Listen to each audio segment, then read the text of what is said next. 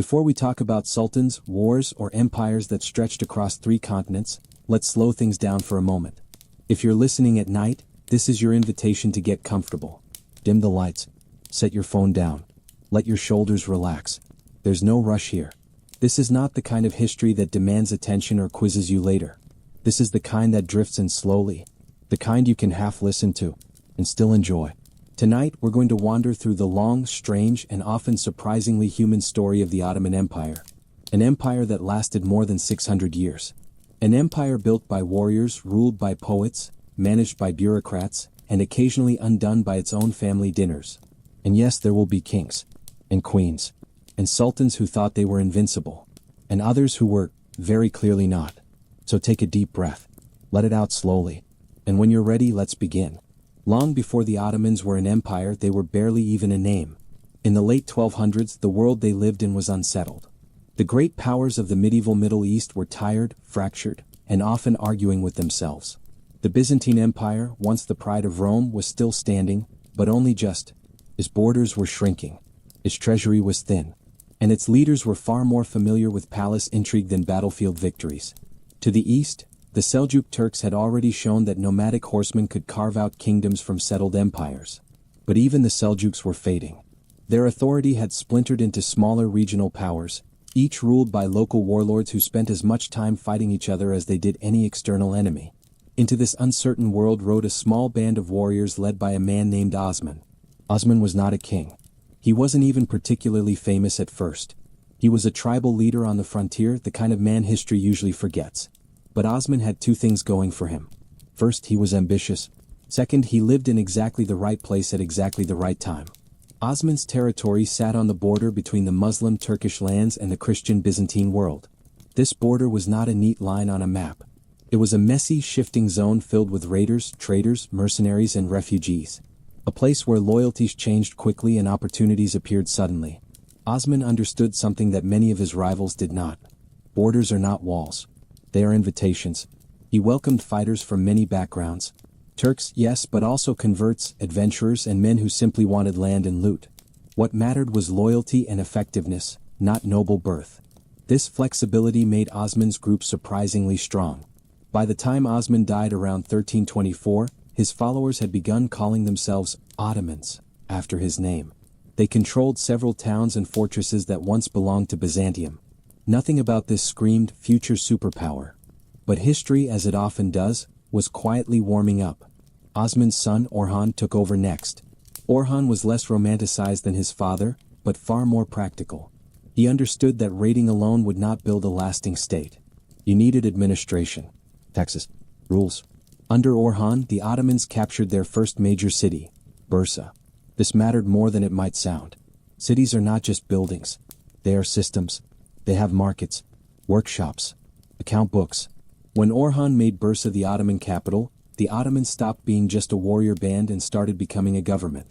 And Orhan did something else that would shape the empire forever. He created a standing army. Not a temporary force gathered for one campaign, but a permanent military. Paid regularly. Trained consistently. Loyal to the ruler rather than to individual nobles. This was rare in medieval times. Most armies were seasonal and unreliable. The Ottomans were building something different. As the years passed, their territory crept outward. Village by village. Fortress by fortress. They crossed into Europe. This moment tends to surprise people. When we think of medieval Europe, we imagine it sealed off from the Muslim world by faith and geography. But in reality, the Balkans were open, fragmented, and vulnerable. The Ottomans crossed the Dardanelles and established a foothold in Europe. Once they were in, they didn't leave. By the late 1300s, the Ottomans were no longer a small frontier state. They were a rising power, and everyone around them noticed. Not all of them reacted well. European kingdoms organized crusades to push the Ottomans back. The Byzantines pleaded for help. And neighboring Muslim rulers grew uneasy watching this upstart dynasty expand so quickly. Then came Bayezid I. Bayezid was fast, decisive, and impatient. He earned the nickname the Thunderbolt, which tells you a lot about his personality. Bayezid expanded Ottoman territory at a pace that made allies nervous and enemies desperate. He defeated Crusader armies. He tightened the noose around Constantinople. And for a brief moment, it looked like nothing could stop him. which is usually when history decides to intervene. From the east came a new force, one far more terrifying than the Ottomans themselves: Timur. Known in the West as Tamerlane, Timur was a conqueror in the old brutal sense of the word. He built towers of skulls. He destroyed cities to make a point, and he had no interest in sharing power. When Timur and Bayezid finally clashed in 1402, the result was catastrophic for the Ottomans. Bayezid was defeated, captured, and died in captivity. The empire he had built nearly collapsed overnight. His sons fought each other for control in what became known as the Ottoman interregnum. For more than a decade, the empire teetered on the edge of disintegration. This is the part of the story where many dynasties simply disappear. The Ottomans did not. Eventually, one son emerged victorious, Mehmed I. He reunited the fractured state, restored authority, and quietly rebuilt what had been lost. It wasn't flashy. It wasn't dramatic. It was effective. By the time Mehmed I died, the Ottomans were stable again. Not as aggressive as before, but resilient. His son Murad II would take that stability and turn it into momentum. Murad expanded Ottoman control in the Balkans and pushed against European powers with a steady hand. He fought wars, signed treaties, and when exhausted, briefly retired. Yes, retired. Murad stepped down and handed power to his young son, Mehmed. This turned out to be a mistake. The empire's enemies sensed weakness. Crusades resumed. Pressure mounted. Murad had to return from retirement and take control again, reportedly muttering something close to, "Fine. I'll do it myself." When Murad finally died, his son Mehmed took the throne once more. This time he was ready. History would remember him by a very specific title: Mehmed the Conqueror. And what he conquered would change the world. But before we go there, before walls fall and cannons roar, let's slow down again. Because what comes next is not just about war. It's about ambition, legacy, and a city that had been waiting for its fate for over 1,000 years. Now let's drift toward that city. For more than 1,000 years, Constantinople had been a kind of stubborn miracle. Built on a peninsula, protected by water on 3 sides and massive stone walls on the 4th, it had survived siege after siege. Persians, Arabs, Bulgars, Russians, everyone tried. No one succeeded. The city wasn't just the capital. It was an idea. It was Rome's echo, the bridge between Europe and Asia. A place where silk, spices, gold, and theology all collided in narrow streets that smelled of incense and sea air. By the mid-1400s, though, Constantinople was tired. Its population had shrunk. Its treasury was thin. Its walls were old, still impressive, but not designed for what was coming next. And what was coming was a young man with a very long memory. Mehmed II had grown up hearing stories about this city, about how his ancestors had failed to take it, about how prophecy said it would fall to a great ruler. Mehmed liked prophecies when they involved him. He was educated, multilingual, deeply curious, and utterly determined. This was not a sultan who only wanted land. He wanted a moment in history, the kind with a date attached to it. So he prepared. He studied the walls. He hired engineers. He invested heavily in something relatively new and deeply unsettling: cannons. Not small ones. Massive ones. Cannons so large they had names. Cannons that took hours to reload and shook the ground when they fired. In 1453, Mehmed surrounded Constantinople. Inside the city, defenders prayed. They argued. They waited for help that did not come. Outside the walls, the Ottomans settled in for the long work of siege. Days turned into weeks. Weeks into months. And then, finally, the walls broke. On May 29, 1453, Constantinople fell. The shockwaves traveled far beyond the city itself. In Europe, people mourned. In the Muslim world, people celebrated. In history books, a new era quietly began. Mehmed did not destroy the city. Instead, he claimed it. He walked through Hagia Sophia and ordered it converted into a mosque. He protected churches. He encouraged people, Christians, Muslims, Jews, to move in and repopulate the city. Constantinople became Istanbul, and the Ottoman Empire became something entirely new. From this point forward, the Ottomans were no longer just a regional power. They were imperial. Mehmed ruled with a mix of brilliance and ruthlessness. He reformed laws, centralized power, and made it very clear that rebellion was not a hobby he tolerated. He also set a precedent that would haunt the empire later. To prevent civil war, Mehmed legalized fratricide. If a sultan had brothers, it was now legal to kill them. Not pleasant, but, in the Ottoman view, preferable to endless bloodshed. History would have opinions about this later. After Mehmed's death, the empire passed through capable hands. Some sultans were warriors. Others were administrators. A few were more interested in poetry than policy. Then came Selim I. Selim was intense. He expanded the empire east and south with stunning speed. He defeated the Safavids. He crushed the Mamluks. And, almost accidentally, he picked up something enormous. The title of Caliph. Suddenly, the Ottoman Sultan was not just a political ruler. He was the symbolic leader of Sunni Islam. This gave the empire religious authority to match its military power. But Selim didn't live long enough to enjoy it. That honor went to his son, Suleiman. Suleiman the Magnificent. Or, as the Ottomans preferred to call him, Suleiman the Lawgiver. Under Suleiman, the empire reached its peak. Territory stretched from Hungary to Yemen, from Algeria to Iraq. But what made Suleiman remarkable was not just conquest. It was balance. He reformed legal codes so they worked alongside Islamic law.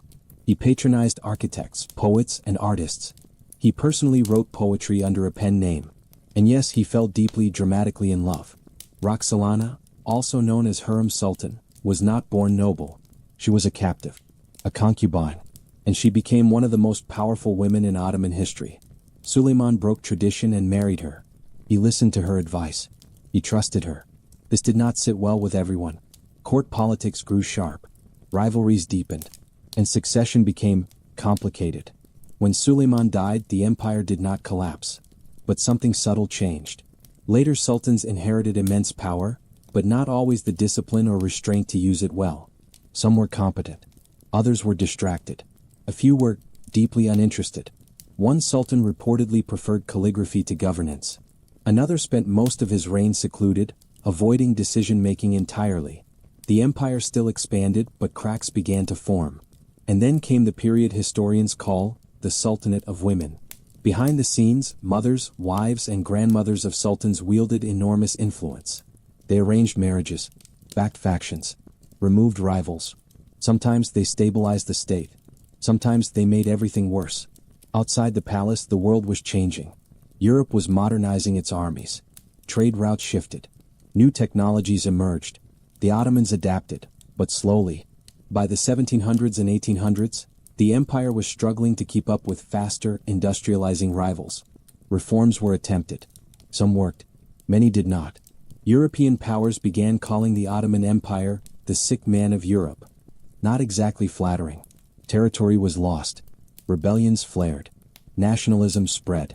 And yet, the empire endured. Even into the 20th century, the Ottomans were still standing, older, weaker, but stubbornly present.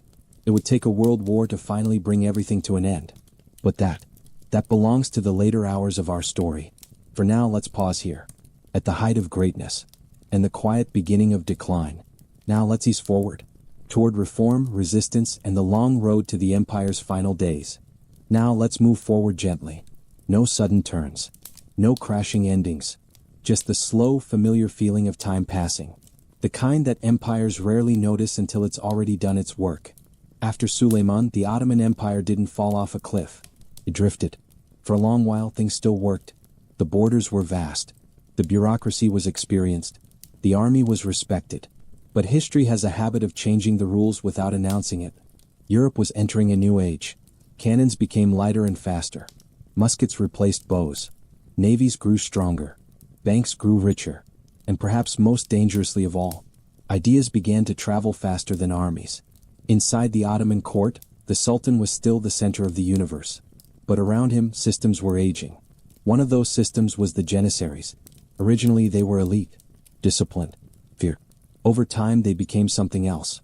Membership became hereditary. Training softened. Politics crept in. By the 1600s, the Janissaries were no longer just soldiers. They were a political force. They protested reforms. They overthrew sultans. They decided, quite loudly, what they did and did not like. Several sultans discovered this the hard way. Some were deposed. Some were imprisoned. A few met unfortunate ends. It turns out that when your army has opinions, governing gets complicated. Meanwhile, the empire's provinces were growing restless. Local governors acted like mini-kings. Tax collection became inconsistent. Corruption quietly settled in and made itself comfortable. Still, the Ottomans tried to adapt. There were reforms. new military schools, attempts to modernize weapons, efforts to reorganize administration. But every reform upset someone, and upset people tend to resist. By the 1700s, the empire was often reacting instead of leading. Wars were fought defensively. Borders were negotiated rather than expanded. Losses mounted. Territories in the Balkans slipped away. Control over North Africa weakened. European powers interfered more openly, often claiming to protect Christian minorities while quietly expanding their own influence. The Ottomans were no longer feared. They were studied. And that's rarely a good sign. In the early 1800s, a new wave of reform began, known as the Tanzimat. This time the goal was ambitious. Centralize power. Modernize law. Grant equal rights to citizens regardless of religion. On paper it was progressive. In practice, it was messy. Some welcomed the changes. Others felt traditions were being erased. Nationalist movements gained momentum. Greeks revolted and won independence. Serbs followed. Others watched and learned. Then came the moment the empire could no longer avoid. The Janissaries.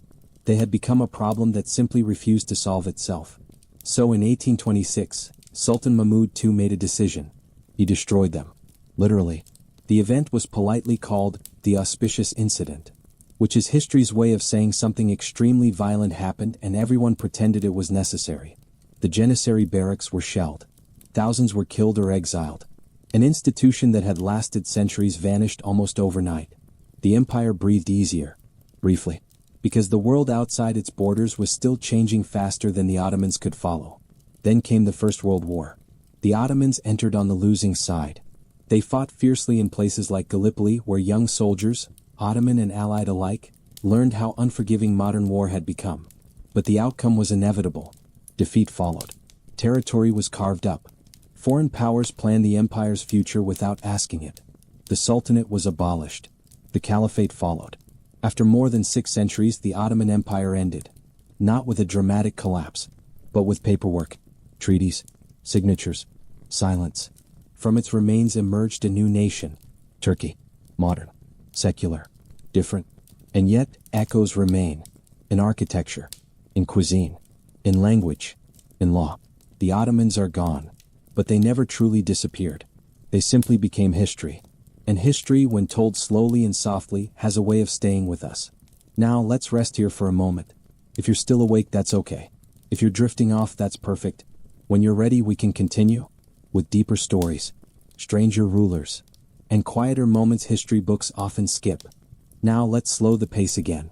We've covered centuries of movement, wars, reforms, endings, but history is not only shaped by grand events. Often it's shaped by habits, by daily routines, by quiet decisions made in rooms far from battlefields. So for a while, let's wander inside the empire itself.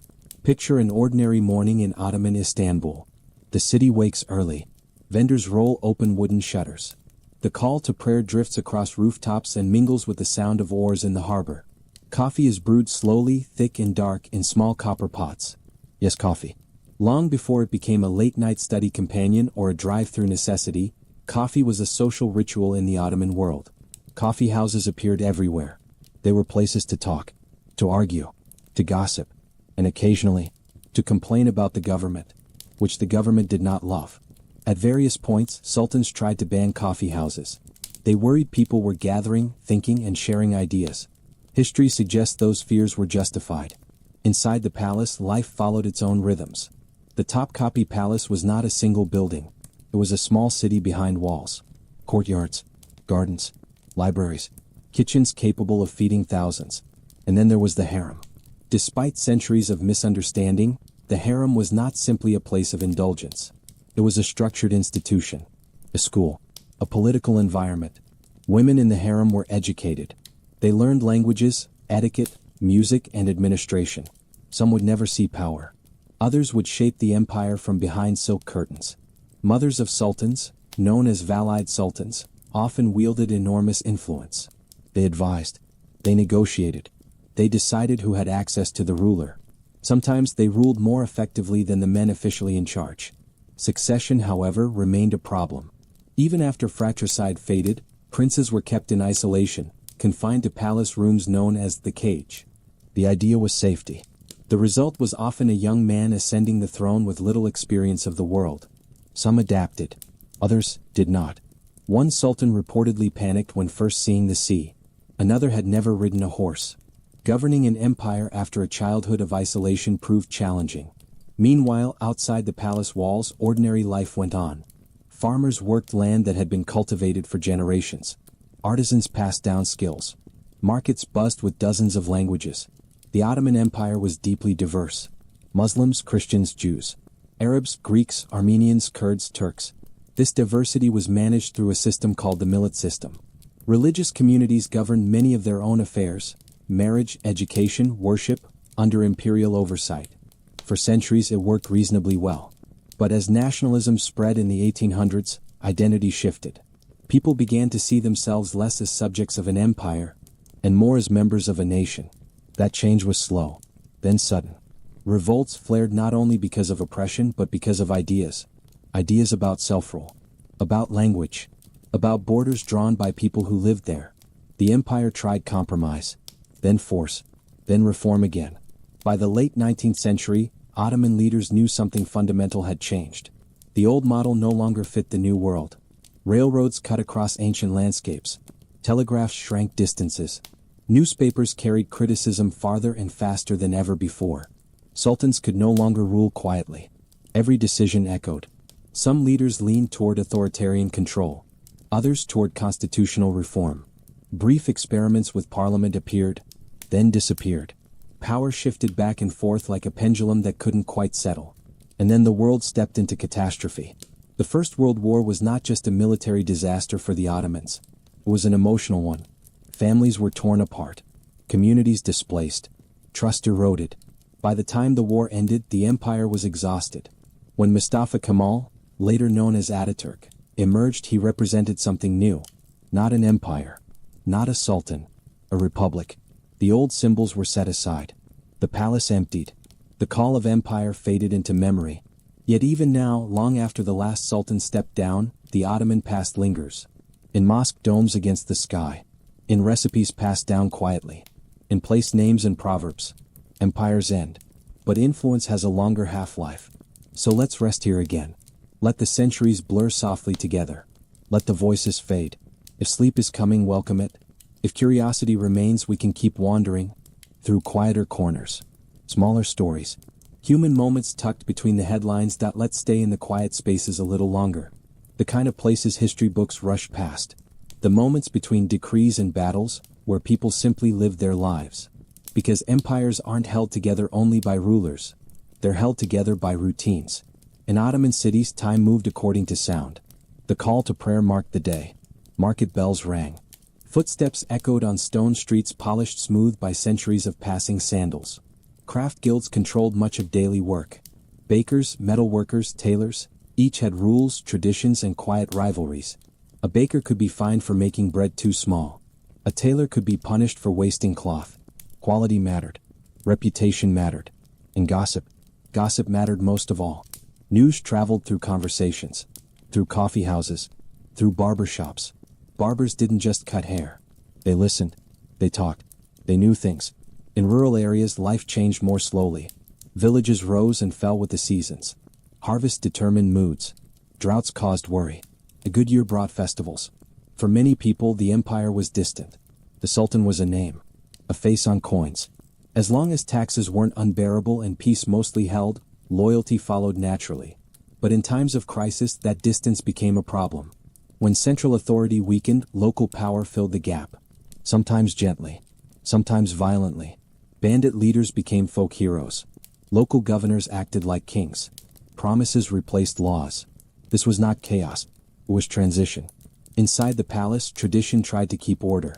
Ceremony mattered deeply. Who stood where? Who entered which room? Who spoke first? Even silence had rank. Foreign ambassadors learned quickly.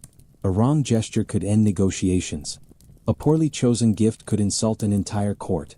The Ottomans were masters of symbolism. A robe of honor could elevate a man's status overnight. Its removal could ruin him just as fast. Time, however, cared little for symbolism. By the late 1800s, railroads cut through provinces once measured by days of horseback travel. Soldiers moved faster. Ideas moved faster still. Education expanded. Students read European philosophy. They debated constitutions and rights. Many returned home and asked uncomfortable questions. The empire responded with surveillance, censorship, occasional reform. It was a balancing act performed on aging foundations. Then came war again. Not the distant kind fought at borders, but total war. The kind that touches every household. Food shortages, conscription, fear. When defeat arrived, it felt less like a collapse and more like exhaustion giving up. The empire didn't shatter in one loud moment. It dissolved. Afterward, memory became selective. Some remembered grandeur. Others remembered suffering. Many remembered both. In Turkey, the new republic chose to look forward. New laws, new scripts, new identity. The Ottoman past became something to study, not to restore. Yet around the world, echoes remained. In the Balkans, in the Middle East, in family stories whispered across generations. Empires are strange that way. They disappear politically, but survive culturally. And when we tell their stories slowly, gently, without urgency, they stop feeling distant. They feel human. So let's end this stretch of the journey quietly. No dramatic closing. No final judgment.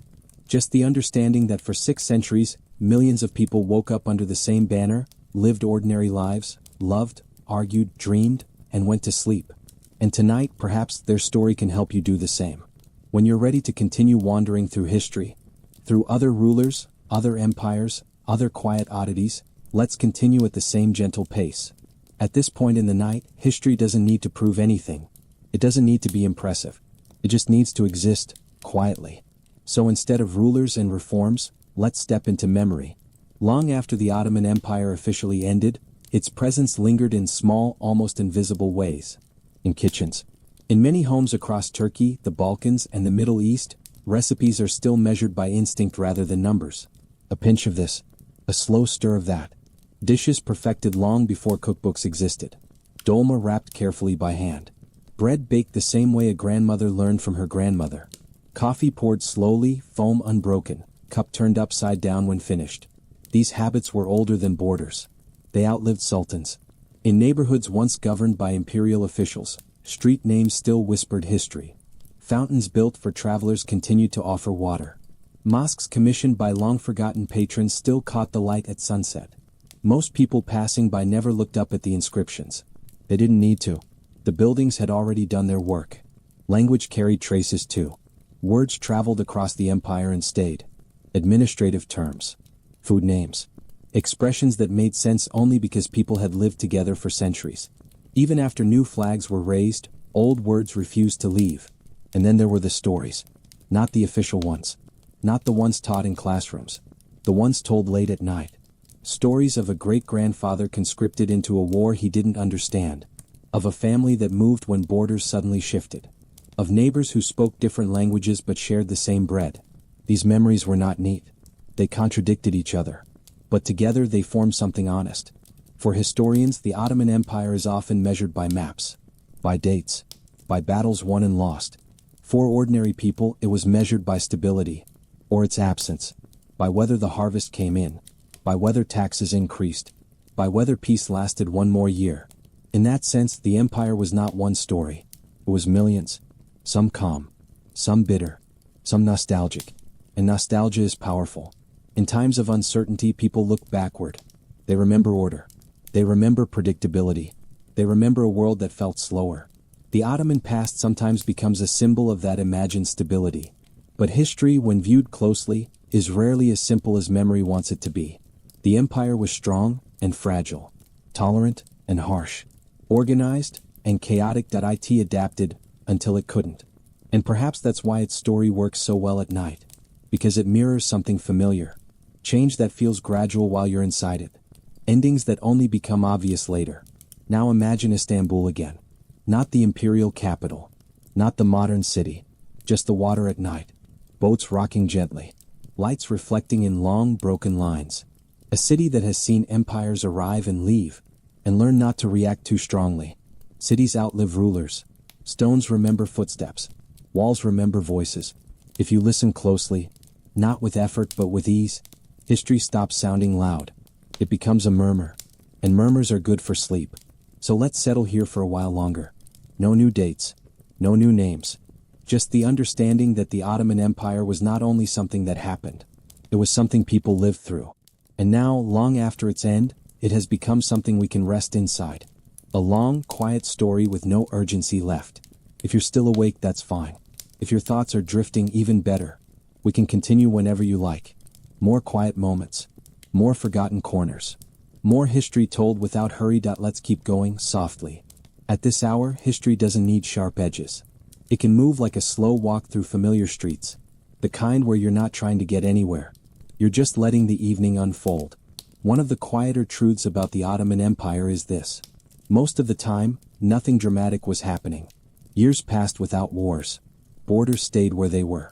Officials filed reports. Taxes were collected. Life continued. This calm doesn't usually make it into history books. But it made up most of the empire's existence. In small towns, the arrival of an imperial inspector was a major event. People swept streets. Local leaders rehearsed polite speeches.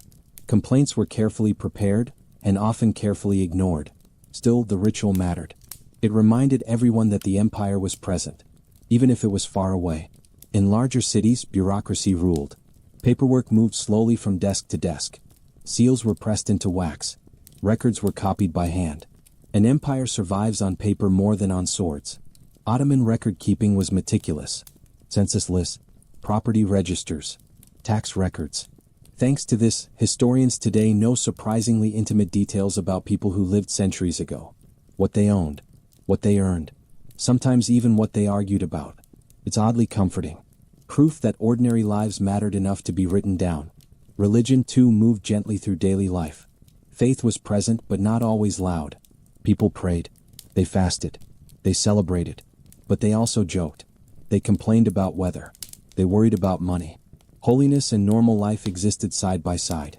In many neighborhoods, a mosque, a church, and a synagogue stood within walking distance of each other.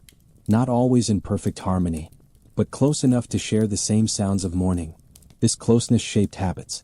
People borrowed customs without thinking too hard about it. Foods crossed boundaries. Festivals blended. Words slipped from one language into another. Empires don't just conquer land. They mix people. Of course, not all mixing was peaceful. There were tensions, violence, moments of fear. History shouldn't be softened too much. But even in difficult times, most people were still focused on the immediate. The next meal. The next season. The next generation. By the late Ottoman period, photography appeared. Suddenly, faces were captured.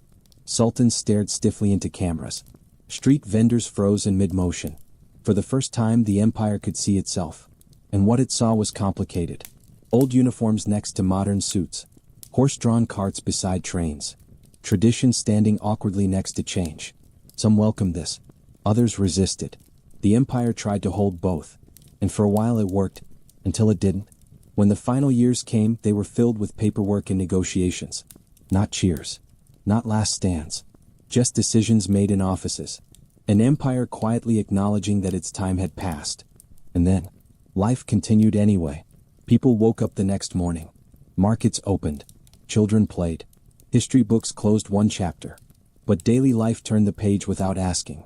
That may be the most human thing about empires. They feel enormous, permanent, unmovable. Until suddenly they aren't. And when they go, the world doesn't stop. It breathes, adjusts, moves on. So let's sit with that thought for a moment. The idea that even the longest stories eventually soften into memory. That power fades. That noise quiets. And that what remains is often peaceful. If your thoughts are slowing now, that's perfect. If you're still listening, that's welcome too. We can keep drifting together. Through history told without urgency, without sharp turns, without demands. Let's continue, slowly. At this point, history feels less like a timeline and more like a landscape. What? Familiar. Quiet. So instead of moving forward, let's stand still for a moment. And notice what's left behind. One of the lasting marks of the Ottoman Empire is how comfortable it was with layers. Old buildings were not torn down. They were reused, expanded, adapted. A Byzantine church became a mosque.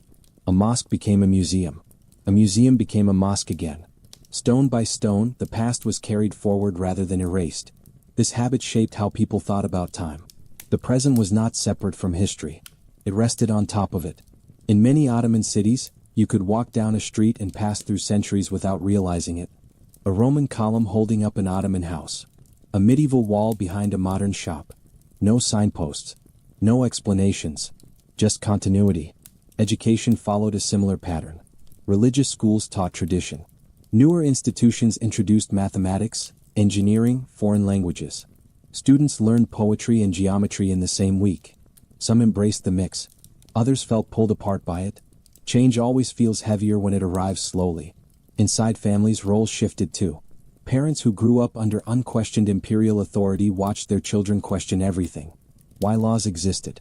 Why borders mattered. Why the world felt suddenly smaller. Newspapers arrived daily. Ideas arrived hourly. The empire tried to manage this flow. Sometimes by guiding it.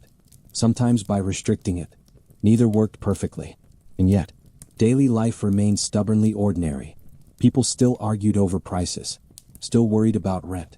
Still hoped their children would do better than they had. These hopes did not disappear with the empire.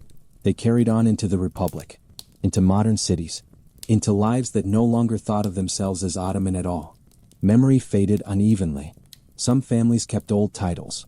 Old photographs. Old habits. Others let them go quickly. History does not disappear evenly. It thins out. Like fog lifting in patches. One street remembers everything. The next remembers nothing. Even today, debates about the Ottoman past can feel emotional, proud, painful, nostalgic. That's because the empire was not just an abstract system. It shaped real lives. And real lives rarely fit into clean narratives. But tonight, we don't need conclusions. We don't need judgments. We only need the quiet truth that the Ottoman Empire was long, complex, and deeply human. It made mistakes. It adapted. It endured. And eventually it let go, like all things do. So let's rest here again. Let the details soften. Let the names blur. History doesn't mind being half remembered. It has already done its work. If sleep is close, welcome it. If curiosity remains, we can continue drifting. Through more gentle reflections, more unhurried moments that at this stage of the night, history becomes less about remembering and more about feeling. Not facts. Not dates. Just the quiet sense that many lives once unfolded in these same hours of darkness. Think of the night in an Ottoman city. Lanterns flicker along narrow streets.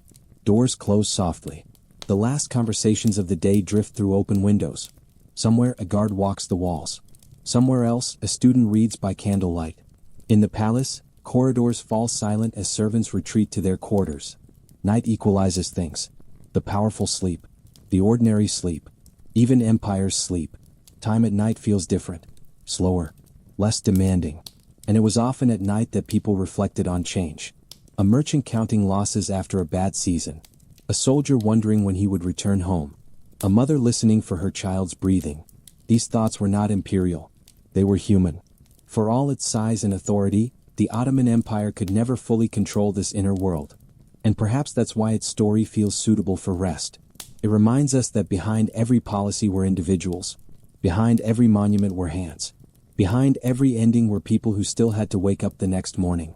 The empire lasted because it allowed ordinary life to continue most of the time. When that became harder, when war, famine, and pressure piled up, its foundation weakened. Not dramatically, gradually, like tiredness. And tiredness doesn't announce itself loudly. It simply arrives. Eventually the empire rested for good. But the night did not stop coming. People did not stop dreaming. In that way, history doesn't really end. It dissolves into memory, into habits, into landscapes that hold echoes long after names are forgotten. So if your thoughts are drifting now, that's perfect. Let them. You don't need to hold on to every word. History is patient. We can keep moving, or we can simply let the silence take over. Whenever you wish to continue.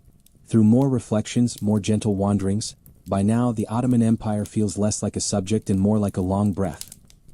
And out. So instead of moving through time, let's let time move through us. Imagine a moment just before sleep, centuries ago. A family finishes their evening meal. Bowls are cleared. Breadcrumbs brushed away. Someone pours the last of the water and sets the cup down carefully. There is no clock on the wall. No glowing screen. The body knows when it is time to rest. Outside, the city settles. Animals curl into corners. Fires dim. A breeze carries the smell of stone and sea and something warm from a distant kitchen. Empires are not built in these moments. but they are sustained by them. Because tomorrow will come, and with it work. A clerk will return to his desk, a sailor to his boat, a student to his lessons. The empire existed not because of conquest alone, but because millions of ordinary people agreed, quietly, daily, to participate in it. They paid taxes. They followed laws. They adapted. And when adaptation became too heavy, they slowly stopped. That is how most long stories end. Not with shouting, but with silence. In the final years of the Ottoman Empire, many people sensed the shift without naming it. Things felt uncertain, temporary. Old assurances no longer felt solid. New ones had not yet formed. This in-between feeling is uncomfortable when you're living it, but strangely soothing when you look back, because it reminds us that uncertainty is not failure. It's transition. Every generation inside the empire believed their moment was unique, that they lived at the edge of something new. They were right.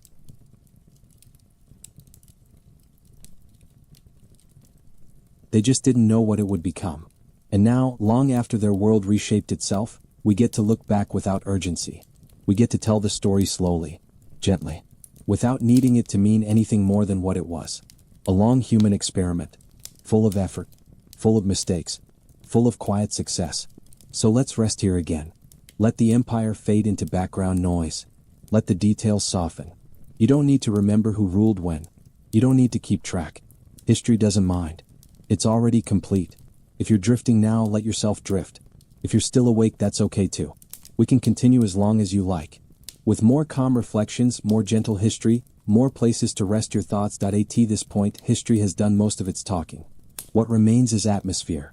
The Ottoman Empire, like all long-lived worlds, eventually became background noise to the people living inside it. It was simply there. Like weather. Like gravity. Children were born into it without question. Elders remembered earlier versions of it. Everyone assumed it would last forever, right up until it didn't. That assumption is strangely comforting. It means people felt secure enough to think about ordinary things. About marriages. About work. About the next meal. Very few woke up thinking about empire. Most woke up thinking about bread. In the mornings, ovens warmed streets before sunrise. The smell alone was enough to wake entire neighborhoods.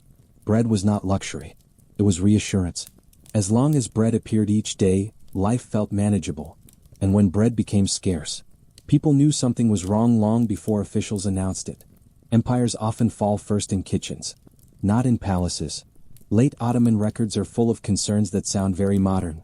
Rising prices, supply shortages, transportation problems. These are not the language of collapse. They are the language of stress. Stress that accumulates quietly. Even then, people adapted. They shared more. They complained more. They joked more. Humor has always been a survival tool. Ottoman jokes from the later centuries are surprisingly dry. They tease officials. They poke fun at rules. They laugh at human inconsistency. Laughter doesn't mean people weren't worried. It means they were still human. As night deepened in Ottoman cities, lamps were extinguished one by one. Darkness wasn't feared. It was expected. Stars were brighter without electric light. The sky felt closer. Time stretched. People slept earlier, dreamed longer. In those dreams there were no borders, no treaties, no uniforms, just familiar faces and familiar places. That may be the quietest truth of all.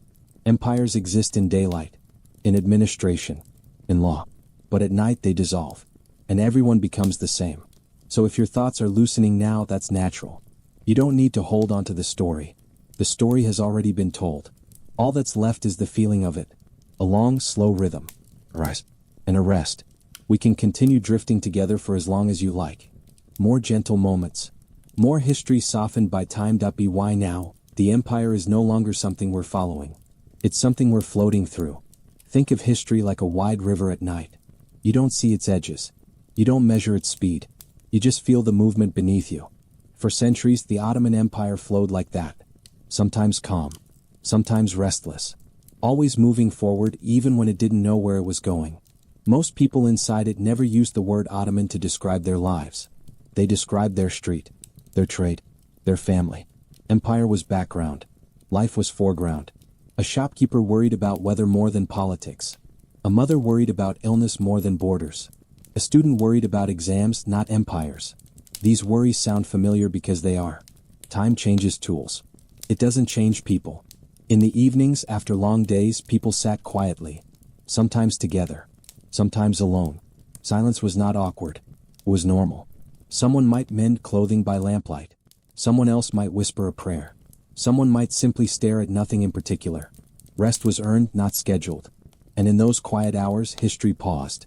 Not officially, but emotionally. Even during wars, there were nights like this. Moments when the world felt smaller than the headlines suggested.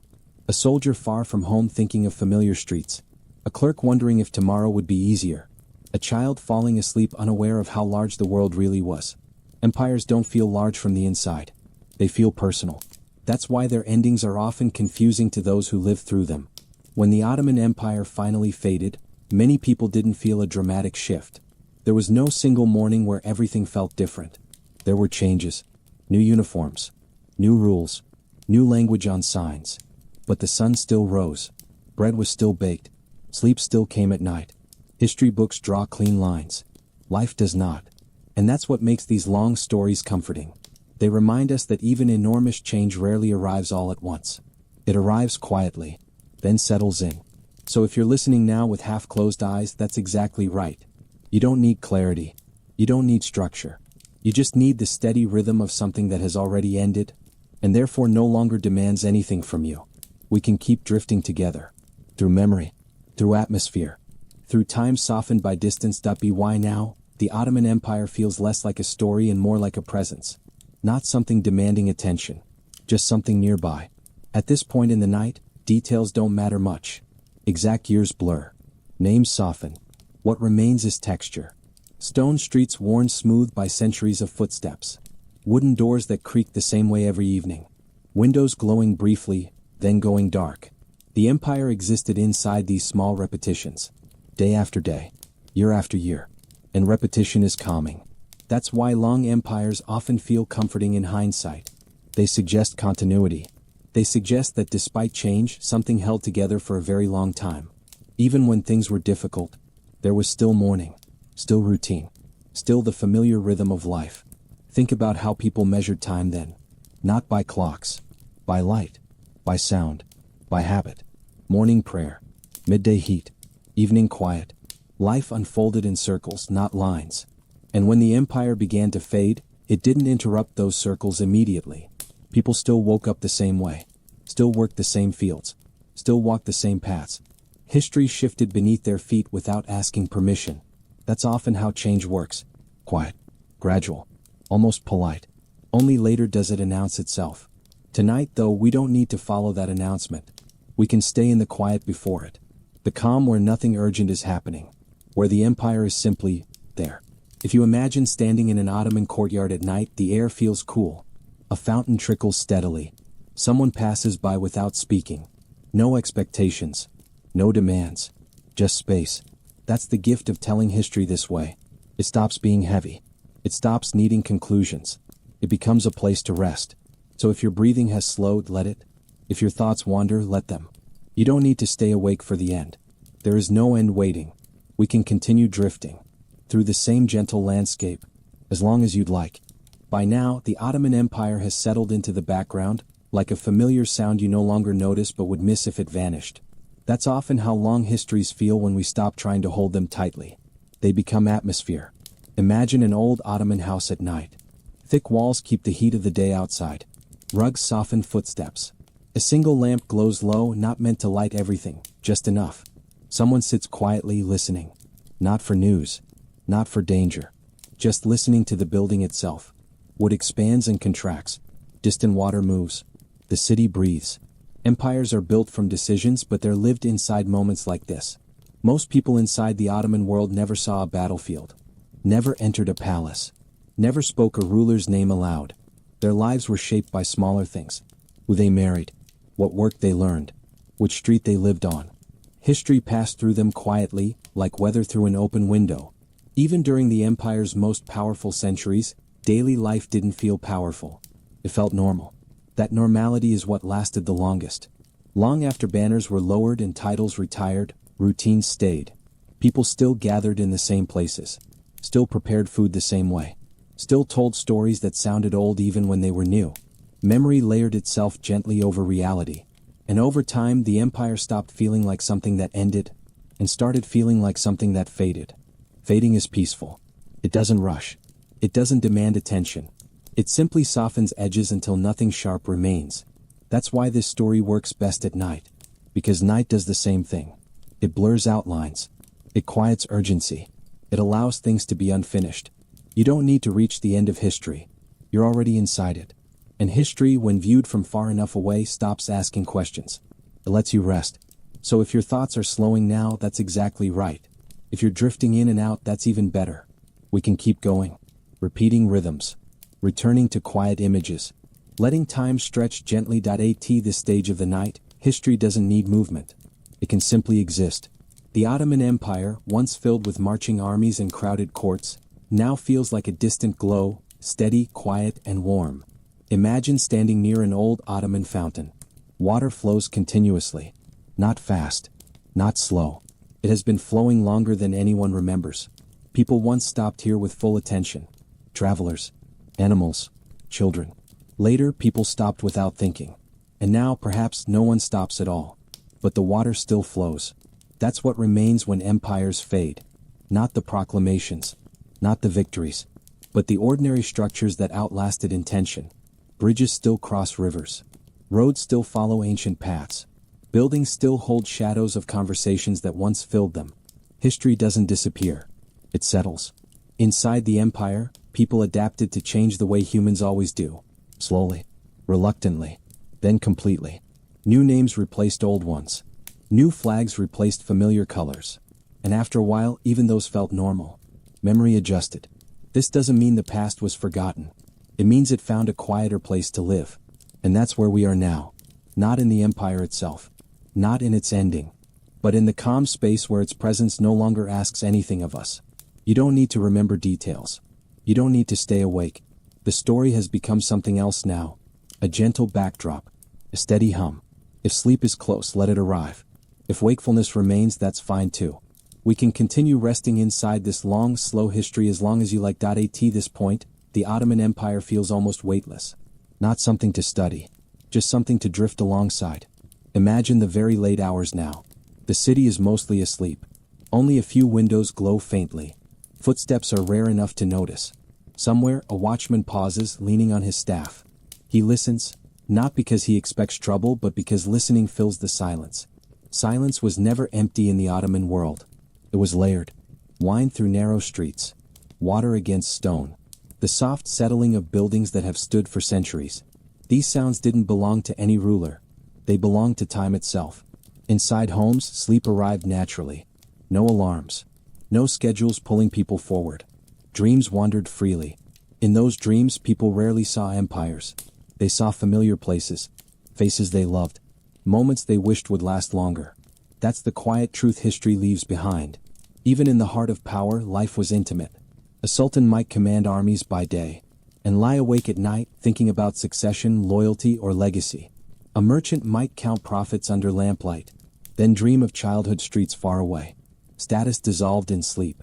Everyone rested the same way. When we look back now, it's easy to compress centuries into pages. But lived time was slow. Days felt long. Nights felt longer. And that slowness is still here, waiting for us when we tell the story without rushing it. The Ottoman Empire didn't rush. It expanded slowly, adapted slowly, and ended slowly. It mirrors the rhythm of rest. So if your breathing has slowed, follow it. If thoughts drift in gentle circles, let them. You don't need to reach a conclusion. There is no final lesson waiting. Only continuity. And quiet. We can remain here as long as you want. Inside this soft, steady flow of time. By now, the Ottoman Empire is no longer something to picture clearly. It's more like a feeling. A distant familiarity. Something you recognize without needing to see. Think of the very last hours before dawn. The sky is dark, but not completely. There's a faint light resting behind it, waiting. This was the hour many in the Ottoman world knew well. Bakers rising early. Fishermen preparing quietly. Guards finishing their final watch. The empire existed in these hours too. Not loudly. Not proudly. Just steadily. Long empires survive because most days are ordinary. Because most people simply do what needs to be done and then rest. The Ottomans understood routine. They relied on it. The same paths walked again and again. The same phrases spoken at the same times. The same gestures repeated until they became unconscious. Routine creates calm, and calm allows sleep. Even during uncertainty, people leaned on habit. When the world outside felt unstable, the inside stayed familiar. This is why, when the empire finally faded, there was no sudden emptiness. Life had already learned how to continue. Children still laughed. Water still flowed. The morning still arrived. History moved on. But it did not rush anyone. And now, centuries later, we sit with that same slowness. Nothing here needs effort. Nothing asks for attention. You don't need to imagine faces. You don't need to remember names. The story has become a rhythm. Soft, repetitive, safe. If you're still listening, you're welcome here. If you're drifting in and out, that's perfect. We can continue gently, endlessly, without destination. Because at this point, the journey is no longer about where we're going. It's about staying comfortable where we are. At this point, the Ottoman Empire feels like a memory you're not actively recalling, but one that's still nearby. You don't need to focus on it. It's simply there resting. Think again of the hours just before sunrise. The city hasn't woken yet, but it's no longer fully asleep. There's a softness in the air, a pause between night and day. This pause existed centuries ago just as it does now. Someone opens a door carefully so it doesn't creak. Someone steps outside and looks at the sky without thinking why. Someone breathes in cool air and feels ready for the day, without rushing toward it. The empire lived in these moments too. Not in declarations, not in commands, but in the quiet understanding that another day was beginning, and beginning again, and again. That repetition is what gave the empire its long life. Not ambition alone, not strength alone, but endurance. Endurance doesn't announce itself. It shows up quietly, keeps going when excitement fades. That's true for people. It's true for history. When we look back now, it's easy to imagine dramatic turning points, but lived time rarely felt dramatic. It felt slow, predictable, sometimes tiring, and sometimes comforting. The Ottoman world gave people something steady to lean on, for centuries. When that steadiness finally slipped away, people learned to lean on something else. That learning took time. But time, as always, was available. Now here we are, listening to a story that no longer needs effort. You don't need to stay alert. You don't need to keep track. The empire is finished. The telling is gentle. Nothing here will surprise you. Nothing here will demand anything. If your thoughts are floating now, let them float. If sleep is nearby, let it come closer. We can continue this calm wandering as long as you like. Repeating rhythms, soft images, and quiet reflections that at this point, the Ottoman Empire feels like a distant shoreline. You know it's there, but you're no longer swimming toward it. You're floating. In the Ottoman world, there were countless nights like this one. Nights where nothing important happened. And that was exactly the point. No announcements. No messengers pounding on doors. No urgent decisions waiting until morning. Just rest. People trusted that the world would still be there when they woke up. That trust is a quiet kind of wealth. It allowed people to sleep deeply, to dream fully. Dreams were never about empires. They were about warmth, safety, familiar paths, a courtyard filled with sunlight, a voice calling from another room, a sense of belonging without explanation. Those dreams belonged to bakers and sailors, scholars and servants. They belonged to people whose names history never recorded. And yet, they were the empire. Without them, there would have been nothing to rule. That's the gentle truth history leaves us with when all the noise fades. Power is temporary. Routine is lasting. Even now, if you walk through old Ottoman neighborhoods, you can feel it. Not in monuments, but in spacing. How buildings sit close together. How streets turn softly instead of sharply. How places seem designed for walking, not rushing. These environments encouraged slowness. And slowness encourages calm. The empire didn't plan this feeling. It emerged naturally over time. Like sleep. Sleep is not something you force. It arrives when everything else steps aside. And that's what we're doing now.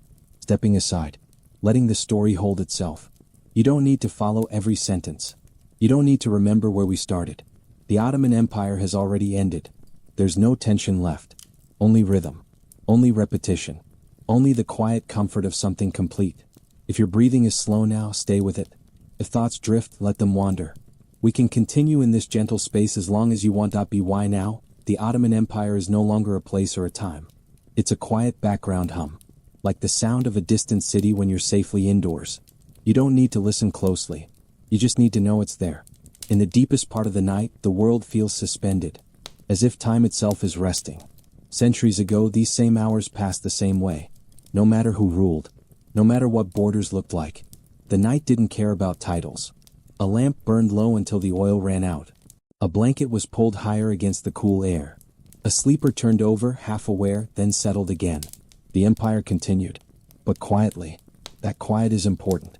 Because when we strip away ambition, politics, and noise, what remains is something simple. People wanted safety, warmth, continuity. They wanted tomorrow to resemble today, at least enough to feel familiar. For hundreds of years, the Ottoman world provided that familiarity more often than not. And when it could no longer do so, it stepped aside. Not with anger, not with drama, just with time. Now, looking back, the empire feels gentle because it no longer needs to prove anything. Its struggles are finished. Its victories are settled. All that remains is presence. And presence is soothing. So if your thoughts are slowing, if your mind is loosening its grip, that's exactly right. You don't need to stay awake for the end. There is no end coming. Only continuation. Only rest. We can keep drifting together through this calm, unhurried space. For as long as you like at this point, the Ottoman Empire is like a distant memory you don't need to recall clearly. You trust that it exists. That's enough. The deepest nights are like this. Thoughts no longer line up. They drift. They loosen. And history, told softly, blends into that drift. Long ago, in the final centuries of the empire, nights passed the same way. Even when the world felt uncertain by day, the night remained familiar. Darkness fell. Sounds softened. Rest arrived. No empire ever truly controlled the night. Even in the grandest palaces, silence eventually settled. Torches burned low. Footsteps faded. Walls that once echoed with command absorbed only quiet breathing. Outside, the city rested as one body. Thousands of people sleeping at once. Each in their own way. Each with their own worries, temporarily set aside. That shared rest mattered. It allowed people to wake up and try again. To endure one more day. And endurance, more than ambition, is what sustained the Ottoman world. Centuries of ordinary mornings. Centuries of ordinary evenings. That's what we're resting inside now. There is no urgency here. No climax waiting. Only the gentle understanding that everything which needed to happen already has. Empires rise. Empires fade. But night remains. And night is kind. So if your awareness is thinning now, let it. You don't need to follow the story anymore. It will keep flowing without you. And if you're still awake, listening without effort, that's welcome too. We can continue like this. Soft words. Slow rhythm. No destination. At this point, the story doesn't move forward. It simply stays with you. The Ottoman Empire now feels like a long exhale that never quite ends. A presence that no longer asks to be understood, only allowed. In the middle of the night, thoughts lose their edges. They stop connecting logically. They soften into impressions. That's how memory works too. People who lived inside the empire rarely remembered it as a whole. They remembered fragments. A street corner. A sound from childhood. The way light fell across a courtyard in late afternoon. These fragments carried more meaning than any official history. Even during the empire's final decades, most people weren't thinking about endings. They were thinking about getting through the week. About keeping things normal. Normality is powerful. It makes change less frightening. It cushions uncertainty. That's why, when the empire finally slipped away, it didn't feel like a collapse to everyone. For many, it felt like a quiet adjustment. A new name here. A new rule there. Life continued to arrange itself around whatever existed. That adaptability is human. It's also comforting. Because it means you don't have to brace yourself for every change. You learn as you go. And now, here in the present, listening to this story, you don't need to do anything at all. No learning. No remembering. Just resting inside a rhythm that has already passed through millions of lives. The Ottoman Empire once filled maps. Now it fills silence. And silence is generous. It doesn't rush you. It doesn't expect anything. It simply holds space. So if your breathing is slow now, follow it. If your mind drifts, let it drift. The story will not disappear if you stop listening. It has already settled into something softer. We can remain here together, gently, for as long as you like. This depth of the night, the story no longer unfolds. It simply breathes. The Ottoman Empire has become a distant warmth, like a lamp left on in another room. You don't need to look at it. You just know it's there. Long ago, nights like this passed without record. No historian wrote about them. No chronicler marked them. And yet, they were the most common nights of all. People slept, dreamed, turned over, breathed. The empire existed quietly around them, doing nothing remarkable. That's the part history rarely keeps. But it's the part life remembers. If you listen closely, not with effort, just with ease, you can almost sense it. The stillness that settles after everything important has already happened. There is no tension left in this story. No unresolved question. Everything rose. Everything fell. Everything softened. And now all of it rests. This is where history and rest meet. Because when a story has nothing left to prove, it becomes safe to be near. It becomes something you can fall asleep inside. So if you're drifting now, let yourself drift further. If you're awake but calm, stay there. Nothing will change suddenly. Nothing will ask for your attention. The Ottoman Empire is complete. The telling is gentle. The night is kind. We can remain in this quiet space together for as long as you want. Repeating the same soft rhythm, the same calm presence. At this point, the Ottoman Empire feels like something remembered without effort. Not recalled. Not analyzed. Just known. The night has fully settled now. The kind of night where even thoughts begin to slow down on their own. Centuries ago, this same stillness existed. No matter the year. No matter the ruler. The empire never interrupted the night. It learned to live inside it. In homes across its lands, sleep arrived in small waves. Someone drifting off early. Someone later. Someone waking briefly, then settling again. Life moved in gentle patterns. That's why the empire lasted as long as it did. Not because it was always strong, but because it was familiar. Familiar things are easier to live with. Easier to trust. Easier to rest inside. And when familiarity finally changed, people adjusted slowly, almost unconsciously. Just as they always had. Tonight, you're doing something similar. You're not trying to reach an ending. You're not waiting for a conclusion. You're allowing the story to fade into the background, where it belongs now. The Ottoman Empire no longer needs to be remembered sharply. It has already been understood enough. What remains is calm continuity, a long rhythm stretching behind us. So if your breathing is slow, if your body feels heavy in a comfortable way, that's perfect. Nothing more is required. We can keep drifting together, repeating softness, quiet imagery, steady presence. As long as you like. At this point, the story no longer feels like history. It feels like a long evening that never quite ends. Comfortable. Unhurried. The Ottoman Empire now exists only as a quiet presence. Not something moving forward. Not something asking to be followed. Just something resting. Imagine the final stretch of night. No one is fully awake. No one is fully asleep. Thoughts come and go without needing to make sense. They pass like clouds, leaving no trace. Centuries ago, people drifted through these same hours. Wrapped in blankets. Listening to the world settle. The empire surrounded them, but it didn't intrude. That may be its most lasting quality. Not power. Not conquest. But the ability to fade into ordinary life. Empires that last are the ones that learn how not to be noticed all the time. They allow people space to rest. To forget about them. And now, the Ottoman Empire has forgotten itself entirely. It has become background. Atmosphere. Silence. You don't need to remember where we began. You don't need to know where we are. There is no direction anymore. Only presence. If your mind drifts away from the words, that's fine. If the words blur together, even better. The story will keep breathing whether you're listening or not. We can stay here. In this calm, unchanging space. For as long as you want. This depth of the night, even words feel optional. They arrive softly. They leave softly. The Ottoman Empire is no longer a story you're listening to. It's a calm space you're resting inside. Nothing needs to happen here. Long ago, nights like this were the same. No plans were made. No futures were imagined. People simply rested in the moment between days. The empire existed, but quietly. Like a distant horizon you didn't need to look at to know it was there. Breathing slowed. Thoughts loosened. Sleep moved closer without being invited. That's how rest works best. When it's allowed, not chased. History told this way does the same thing. It stops demanding attention. It becomes a gentle presence. You don't need to remember anything. You don't need to stay awake. The story has already settled. Empires rise. Empires fade. And then, they become calm.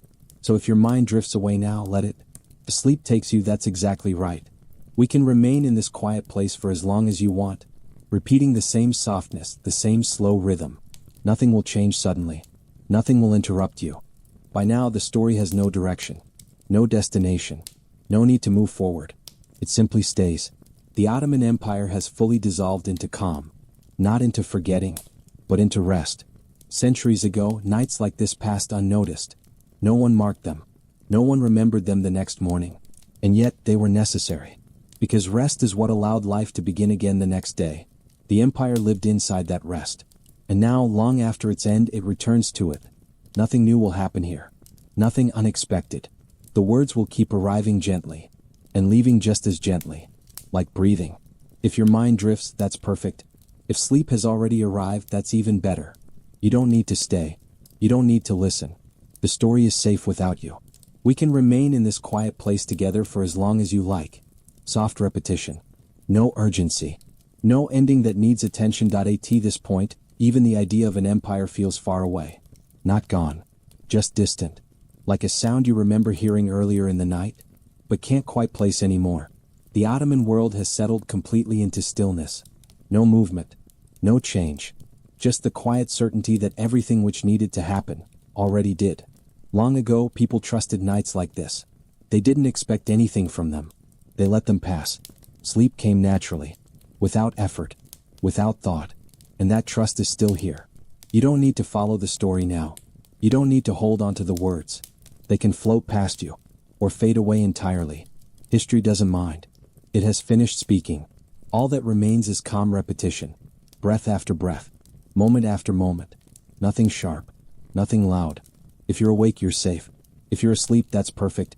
The story will not wake you. We can stay in this gentle space. As long as you want. With no ending that asks for attention.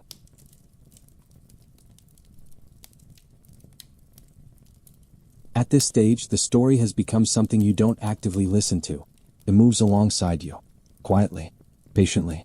The Ottoman Empire now exists the way distant music does late at night. You don't follow the melody. You just notice that it's there. Long ago, nights like this passed across the empire without ceremony. No records were kept. No decisions were made. Just rest. The cities slept differently depending on where they were. In coastal towns, the sound of water never stopped. Waves touched stone. Ropes shifted against wooden docks. Boats rocked slowly as if breathing. In inland cities, night was heavier. So, quiet. Courtyards held the day's warmth. Walls released it slowly into the dark. People trusted these hours. They didn't fill them with thought. A body knew when to sleep. It didn't need instruction. This is something the modern world often forgets. But the Ottoman world lived by it. Time wasn't chased. It was accepted. Even in the height of imperial power, nights were not busy. Rulers rested. Officials rested. Soldiers rested. Nothing important happened while people slept. And yet, everything depended on that rest. Because without it, the next day would falter. Empires don't survive on ambition alone. They survive on recovery. That recovery happened quietly, night after night, across centuries. Think of the countless people who lay down under the same sky. Different years. Different rulers. But the same darkness. The same stars. Some slept deeply. Some lightly. Some woke briefly and listened to the world, then returned to sleep. No one thought about history. History was busy becoming invisible. That invisibility is what allows a story like this to become restful. There is no urgency left. No unfinished business. Everything that rose has already settled. The Ottoman Empire once stretched across continents. Now it stretches across memory. And memory, when it softens, becomes gentle. Imagine a very late hour now. The kind where even thoughts feel slow. Breathing becomes the most noticeable thing. Centuries ago, this same rhythm filled Ottoman homes. No clocks ticking loudly. No machines humming. Just breath. And quiet. Somewhere, a guard finished his final watch and leaned against stone. Somewhere else, a candle burned down to nothing. No one rushed to replace it. Darkness was allowed. That allowance matters. It tells the body it's safe to stop. And that's what this part of the story is doing now. It's not moving forward. It's not explaining. It's allowing. You don't need to imagine faces. You don't need to picture places. Let the words exist as sound. Or let them fade entirely. Either way is right. The empire is done speaking. The night has taken over. We'll continue slowly from here. With the same rhythm. The same calm. By now, the story is no longer something you're following. It's something resting beside you. The Ottoman Empire has faded into a quiet awareness. Not gone. Not present. Just there. This is how long histories finally settle. They stop moving. They stop asking to be understood. They become still. Imagine the hour when the night feels complete. Not early. Not late. Just settled. Centuries ago, this hour passed unnoticed across the empire. In villages. In cities. In palaces. No bells rang. No announcements were made. People slept. Some slept deeply, wrapped in familiar blankets. Others drifted lightly, half aware of distant sounds. A door closing somewhere. A dog shifting in its sleep. The soft sound of fabric as someone turned over. These sounds were constant across generations. The empire changed. The night did not. That's why night feels timeless. It carries no allegiance. The Ottoman Empire ruled land and people, but never the dark. Darkness remained neutral. And neutral spaces are restful. In the countryside, night stretched wide and open. Stars felt close. The air cooled quickly. Farmers rested their bodies, knowing tomorrow would require them again. In the cities, night folded inward. Narrow streets held echoes longer. Sounds softened as they traveled. A city breathing together. No one rushed. Even anxiety slowed down at night. Problems felt distant in the dark. They belonged to morning. That separation mattered. It gave people space to recover. The empire depended on that recovery more than it ever admitted. Soldiers needed sleep. Clerks needed sleep. Rulers needed sleep. Without rest, nothing worked. And so, night quietly supported the empire for centuries. Now, all that support has completed its work.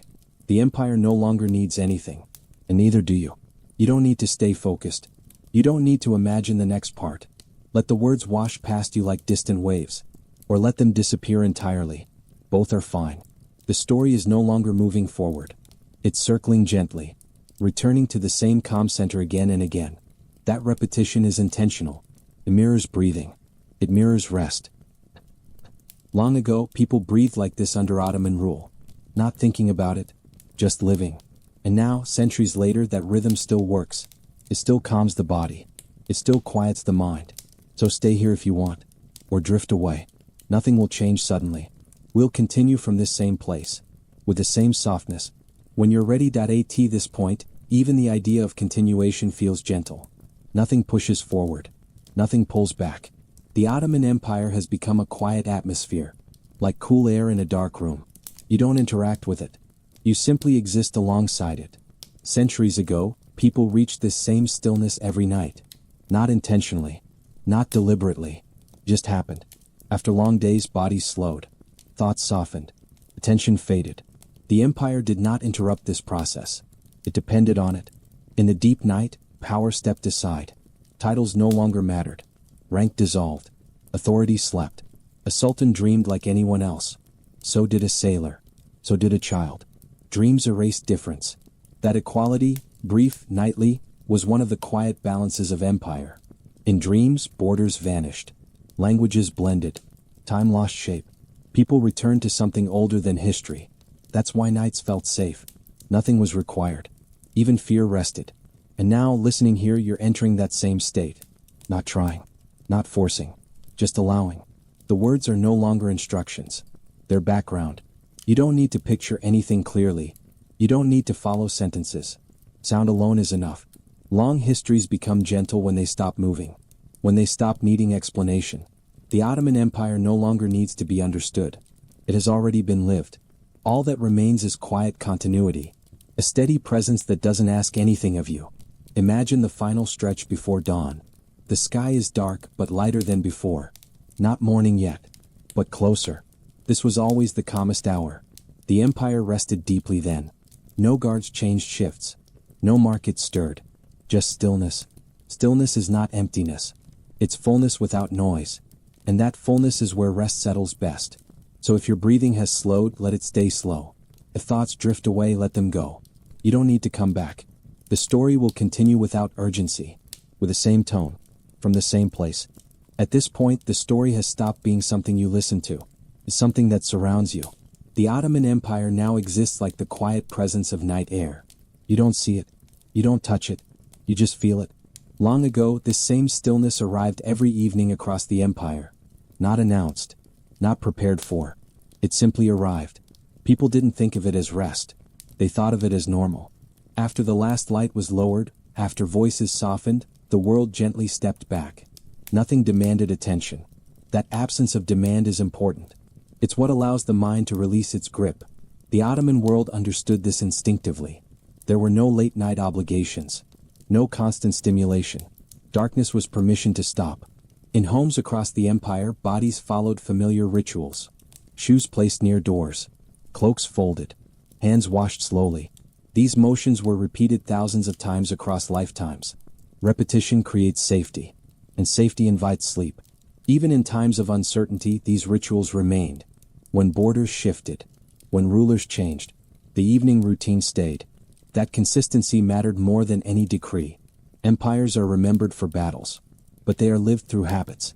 The Ottoman Empire endured because habits held it together quietly. Night after night. Year after year. Now, centuries later, we're resting inside the echo of that habit. Nothing here needs effort. You don't need to follow sentences. You don't need to imagine scenes clearly. Let the words move like a distant current. Or let them dissolve completely. Both are right. Imagine the late hour when even the city seems to be asleep. No carts. No voices. Just a distant sound, maybe water, maybe wind. This sound existed long before the empire. It remained after it ended. It belongs to time itself. And time at night moves slowly. The Ottoman Empire once measured time by prayer calls and daylight. At night, time was not measured at all. It simply passed. That passing was gentle. No one hurried it. And now, listening here, you don't need to hurry either. The story has no destination. No conclusion waiting. It's already complete. All that remains is this calm continuation. A steady rhythm. A soft presence. Breathing becomes noticeable again. Centuries ago, millions breathed this same way under the same sky. Not thinking about history. Not thinking about empire. Just resting. And rest, when allowed, is enough. We'll continue slowly from here. With the same softness. The same quiet tone. Nothing new needs to happen. Nothing needs to change. The story is already resting. The Ottoman Empire now feels less like history and more like a distant sense of stability. Something that once held the world together quietly. And now exists only as calm memory. This is the hour when even memory softens. Centuries ago, people reached this moment without thinking about it. After the final sounds of the evening faded, after the last movements of the day slowed, the world simply became still. No one questioned it. Stillness was trusted. In Ottoman cities, this trust was everywhere. Doors closed gently. Courtyards emptied. Lights dimmed one by one. No rush. No urgency. The empire learned, over hundreds of years, that rest was not weakness. It was maintenance. A body that rests can endure. A society that rests can last. That quiet understanding is what carried the empire through generations. Most days were not dramatic. Most nights were peaceful. History tends to forget this. But peace is what allowed everything else to exist. Imagine the city now deep in the night. Not silent, but hushed. Sound travels differently. Distances feel shorter. A footstep echoes once, then disappears. A breeze moves fabric gently. Nothing demands attention. This is where thought begins to loosen. You don't hold ideas here. They float. And floating is restful. The Ottoman world floated through countless nights like this. Unaware of how long it would last. Unconcerned with how it would be remembered. People trusted tomorrow would arrive. That trust is powerful. It allows the mind to let go. And that's what's happening now.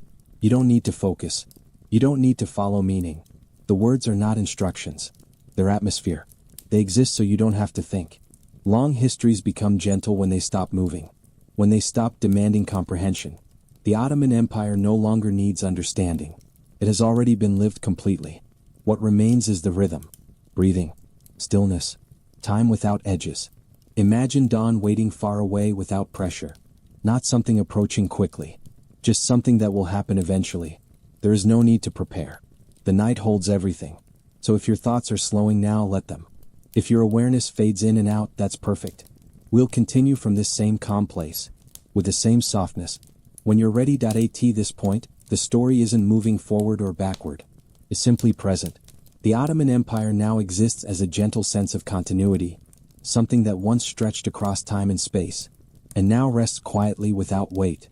This is the hour when even rest feels natural. When nothing needs to be done. Centuries ago, people across the empire reached this same calm each night. Not because they planned to, but because the world slowed on its own. After the final light dimmed, After the last sound softened, life stepped back. No one filled the silence. Silence was welcome. In Ottoman homes, night was not something to fight. It was something to accept. Windows were closed carefully. Cushions adjusted. Breathing slowed. These small gestures repeated themselves across generations. They became instinct. Instinct creates comfort. And comfort allows sleep. The empire's strength did not come from constant action. It came from this ability to pause. Pause after pause. Night after night. That rhythm carried people forward through centuries of change. Now, listening here, you're entering that same rhythm. You don't need to understand anything. You don't need to remember anything. The words exist only to support quiet. They don't ask for attention. They don't require meaning. They are like a distant sound, present but not demanding. Imagine the deepest part of night now. No movement. No expectation. The city feels held in place. Even time seems to rest. The Ottoman Empire passed through countless moments like this. Moments when nothing happened. Those moments were the foundation. Without them, nothing else could have lasted. History remembers events. Life remembers calm. And calm is what remains now. The empire no longer expands. No longer contracts. It simply exists as a long memory, softened by distance, gentle by completion. Breathing becomes the only rhythm you need to notice. Centuries ago, millions breathed this way without thinking about it. No ambition. No urgency. Just rest. That rest is still available. You don't need to hold on to the story. You don't need to follow the words. Let them pass through you, or let them fade away. Both are fine. We'll continue slowly from here, with the same calm tone. At this point, the story no longer feels like something unfolding. Feels like something settled. The Ottoman Empire is now a distant stillness. Not empty, just complete. Centuries ago, nights like this arrived without announcement. No one prepared for them. They were simply part of life. The world dimmed. Voices softened. Movement slowed. People did not try to fill the quiet. They trusted it. In the Ottoman world, trust in the night was common. There was no need to keep watch constantly. No need to stay alert. Darkness was not an enemy. It was a pause. That pause mattered. Because pause allows balance. And balance allows endurance. Empires don't last because they are always active. They last because they know when to rest. The Ottoman Empire rested every night, across centuries, without ever naming it as such. And now, long after it has ended, that same rest remains. You can feel it here. There is nothing pressing forward. Nothing demanding response. Even time feels wide and forgiving. Imagine a late-night courtyard.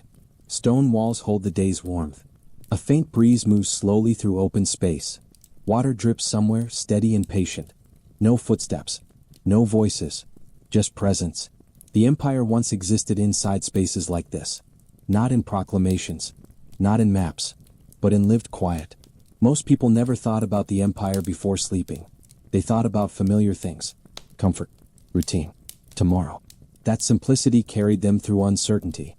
And now, listening here, simplicity carries you too. You don't need to concentrate. You don't need to remember. The words are not instructions. They are companions. They sit beside you quietly. Long histories soften when told without urgency. They lose their edges. They become safe. The Ottoman Empire has lost all sharpness now. It no longer rises or falls. It rests. Breathing becomes more noticeable again. This rhythm existed long before empire. It continued during empire. It remains after. Nothing about it needs effort. So if your thoughts drift, let them drift. If awareness fades in and out, that's perfect. We'll continue from this same calm place, with the same gentle tone. At this point, the story no longer feels like history. It feels like a quiet space you've been in for a while. Familiar. Comfortable. The Ottoman Empire has softened into something that doesn't move. Not forward. Not backward. It simply rests. Centuries ago, people entered this same stillness every night. Not because they planned to, but because the day naturally let go. After the final sounds faded, after the last movements slowed, the world became gentle. No one rushed into sleep. Sleep arrived when it was ready. That patience shaped long lives and long empires. The Ottoman world understood patience instinctively. There were no constant interruptions. No urgency pressing into the night. Darkness was permission to stop. Inside homes, lamps burned low. Shadows grew soft. Voices dropped without effort. Even worries became quieter. Problems belonged to daylight. Night belonged to rest. That separation mattered. It allowed minds to release what they carried. It allowed bodies to recover. And now, listening here, that same release is available. You don't need to focus on the words. You don't need to follow meaning. The sound alone is enough. Long stories become restful when they no longer move, when they stop asking to be understood. The Ottoman Empire has already been understood as much as it needs to be. What remains is calm presence. Imagine the deepest part of night again. No movement, no anticipation, just the sense that everything is exactly where it should be. In the Ottoman world, this hour passed without notice. No one marked it. No one tried to use it. It simply existed. That existence was enough. Now, breathing becomes the only rhythm worth noticing. This rhythm carried people through centuries of change without their awareness. It still works. You don't need to hold on to anything. You don't need to stay awake. The story will continue quietly whether you're listening or not. We'll remain in this same gentle space, with the same softness. By now, the story is no longer something you're listening to. It's something you're resting inside. The Ottoman Empire has become a quiet background presence. Not a subject. Not a lesson. Just a calm sense of continuity. Centuries ago, people entered this same calm without realizing it. At the end of the day, after movement slowed, after voices faded, the world softened. No one forced this moment. It arrived naturally. The empire lived inside that natural rhythm. In homes across its lands, the night unfolded gently. A door closed. A lamp dimmed. A body settled. These actions were repeated so often they required no thought. Habit took over.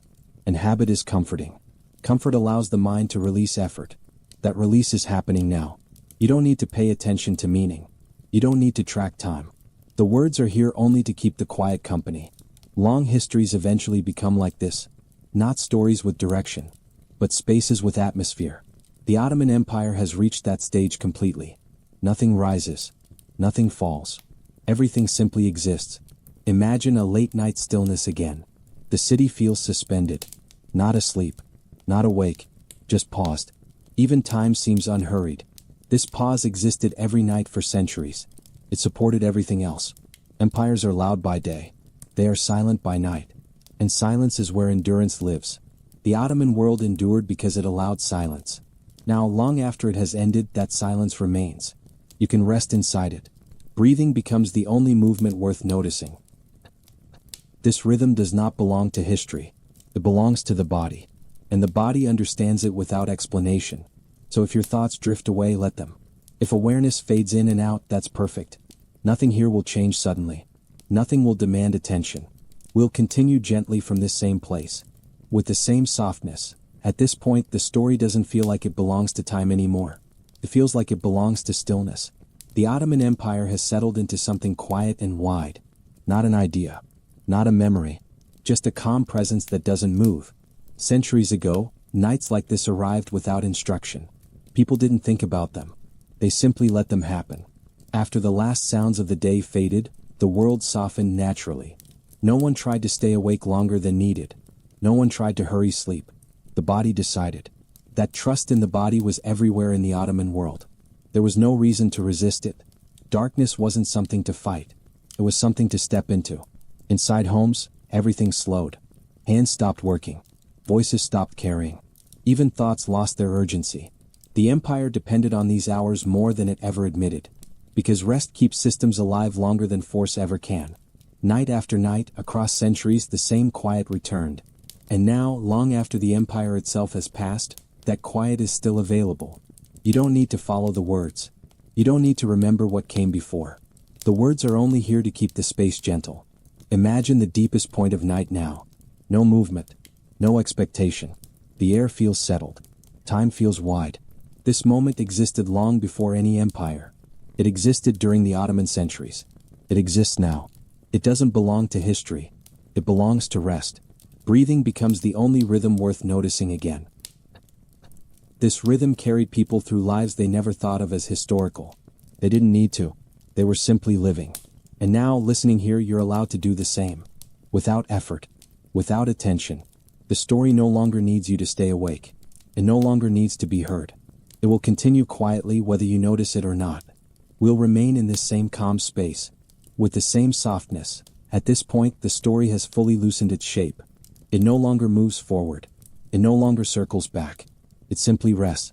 The Ottoman Empire now feels like a quiet presence you don't need to think about. Like the feeling of a room after everyone has gone to sleep. Nothing happening. Nothing expected. Centuries ago, people reached this same stillness every night. Without planning. Without naming it. After the last tasks were done, after the last sounds faded, the world softened on its own. There was no resistance. Night was trusted. In the Ottoman world, darkness wasn't something to fill. It was something to enter.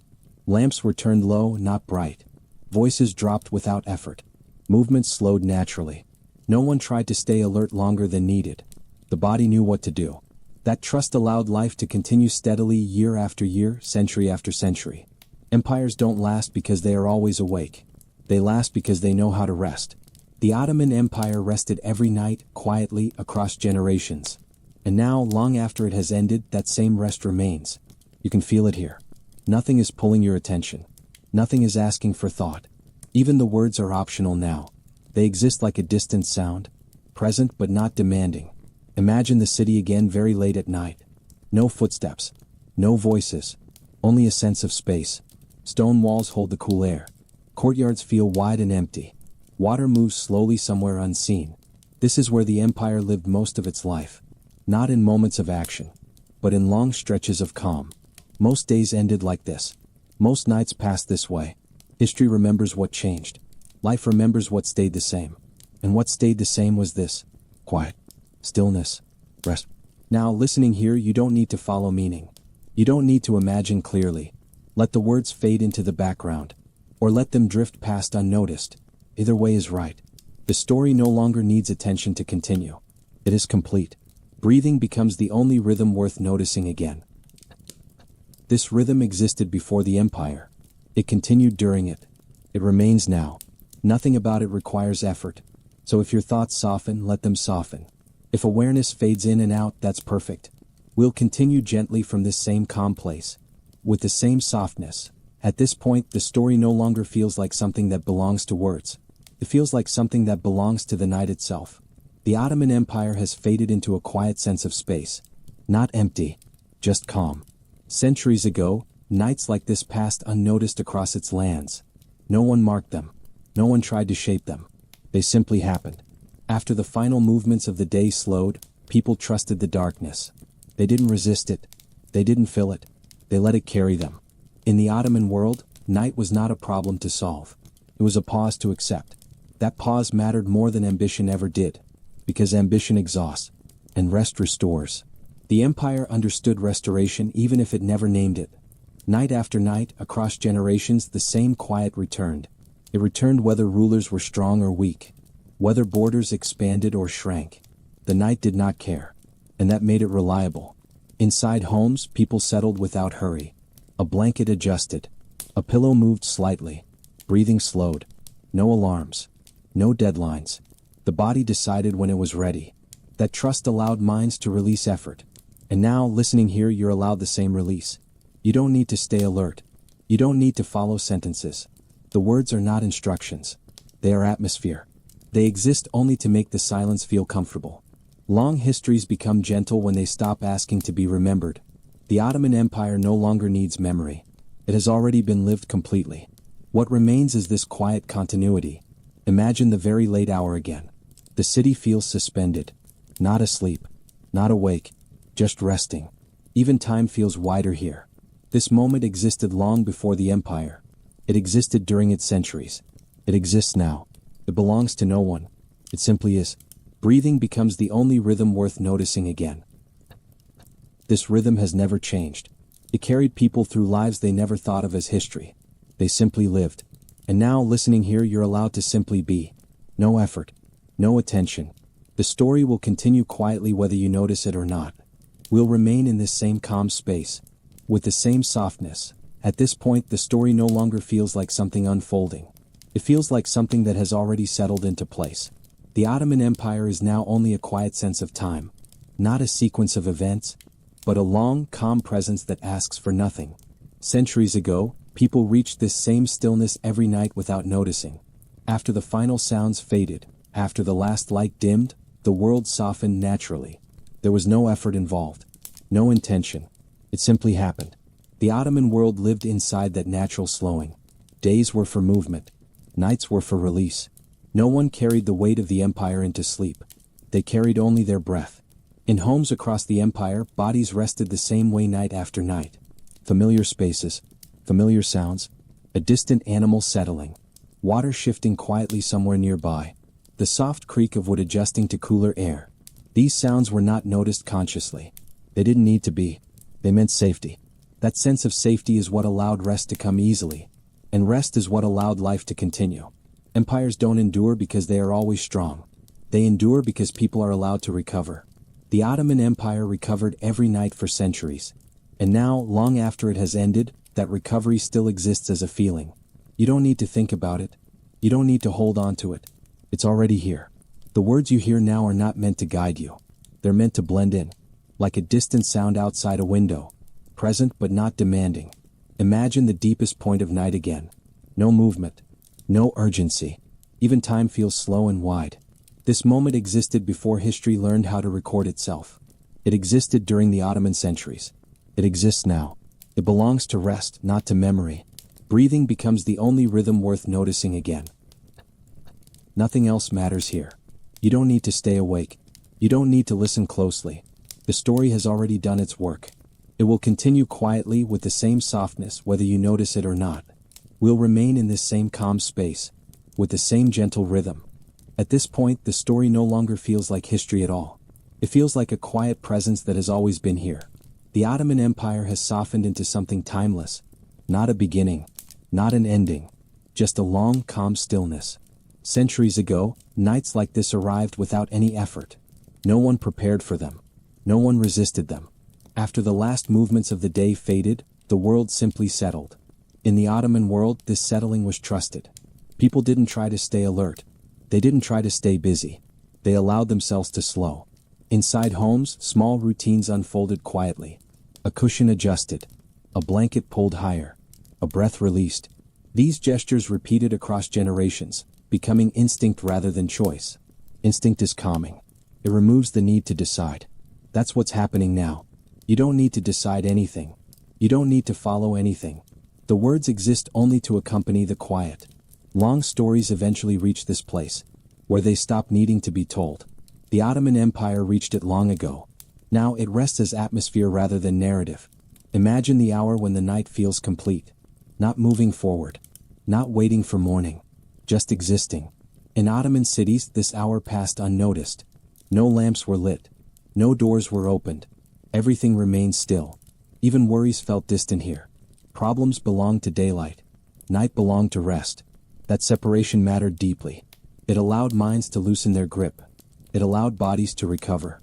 And now, listening here, that same release is available. You don't need to concentrate. You don't need to understand. The sound of the words is enough. Or even that can fade. Breathing becomes the only rhythm worth noticing again. This rhythm existed before empire. It continued during empire. It remains now. Nothing about it requires effort. So if your thoughts soften, let them soften. If awareness drifts in and out, that's perfect. The story will continue quietly whether you notice it or not. We'll remain in this same calm space, with the same softness. At this point, the story has completely let go of movement. Nothing is progressing. Nothing is returning. The Ottoman Empire now exists as a quiet sense of duration, not measured in years, but in calm. Centuries ago, people reached this same stillness without naming it. After the final sounds of the evening faded, after the last light softened, the world gently settled into itself. No one announced it. Stillness simply arrived. In the Ottoman world, this arrival was familiar. It happened every night. It required no effort. People trusted it. That trust allowed the body to relax without thinking. It allowed the mind to loosen its grip. Inside homes, everything slowed naturally. Hands rested. Voices disappeared. Thoughts softened. Nothing was expected during these hours. Night did not ask questions. It did not demand answers. It only offered rest. The empire depended on this offering more than it ever knew. Because rest is what allowed endurance. And endurance is what carried centuries forward. Now, long after the empire has ended, that endurance remains as a feeling. You can sense it here. Nothing is rushing you. Nothing is pulling attention. The words you hear now are not meant to guide. They're meant to blend. like a sound that exists without requiring notice. Imagine the deepest part of night again. Not silent, but hushed. The air feels settled. The space feels held. Time feels wide without edges. This moment existed before the empire learned its name. It existed during its long centuries. It exists now. It belongs to rest alone. Breathing becomes the only rhythm worth noticing again. This rhythm has never changed. It carried people through lives they never thought of as history. They simply lived. And now, listening here, you're allowed to simply be. No effort. No focus. The story no longer needs to be followed. It no longer needs to be heard. It will continue quietly with the same softness whether you notice it or not. We'll remain in this same calm space, with the same gentle rhythm. At this point, the story feels less like something being told, and more like something being held. The Ottoman Empire no longer appears as events or images. It appears as calm continuity, a long presence that has already finished becoming itself. Centuries ago, nights like this arrived without notice. No one marked them. No one tried to use them. They simply unfolded. After the day released its grip, the world softened naturally. Movements slowed. Voices disappeared. Thoughts lost their urgency. In the Ottoman world, this slowing was familiar. It happened every evening. It required no effort. People trusted it the way they trusted sleep. That trust mattered. Because when the mind trusts rest, it doesn't fight it. Let's go. Inside homes across the empire, night routines repeated gently. A cushion adjusted without thought. A blanket drawn higher. A long breath released. These gestures passed from one generation to the next, until they became instinct. Instinct is quiet. It doesn't explain itself. It simply works. The empire lived inside these instincts far more than inside its laws or borders. Most people never thought about rulers when they went to sleep. They thought about comfort, about familiarity, about nothing in particular. That absence of thought was not emptiness. It was peace. And peace is what allowed centuries to pass without constant strain. Empires exhaust themselves when they cannot rest. The Ottoman Empire rested every night. Now, long after it has ended, that rest remains. You can feel it here. Nothing is pulling you forward. Nothing is asking you to pay attention. The words are here only as a soft presence, like distant sound beyond a wall. You don't need to follow meaning. You don't need to imagine clearly. Let the sound exist, or let it fade. Both are fine. Imagine the very deepest part of night again. No anticipation. No preparation. Just stillness. The city feels suspended, not asleep, not awake. Even time feels gentle here.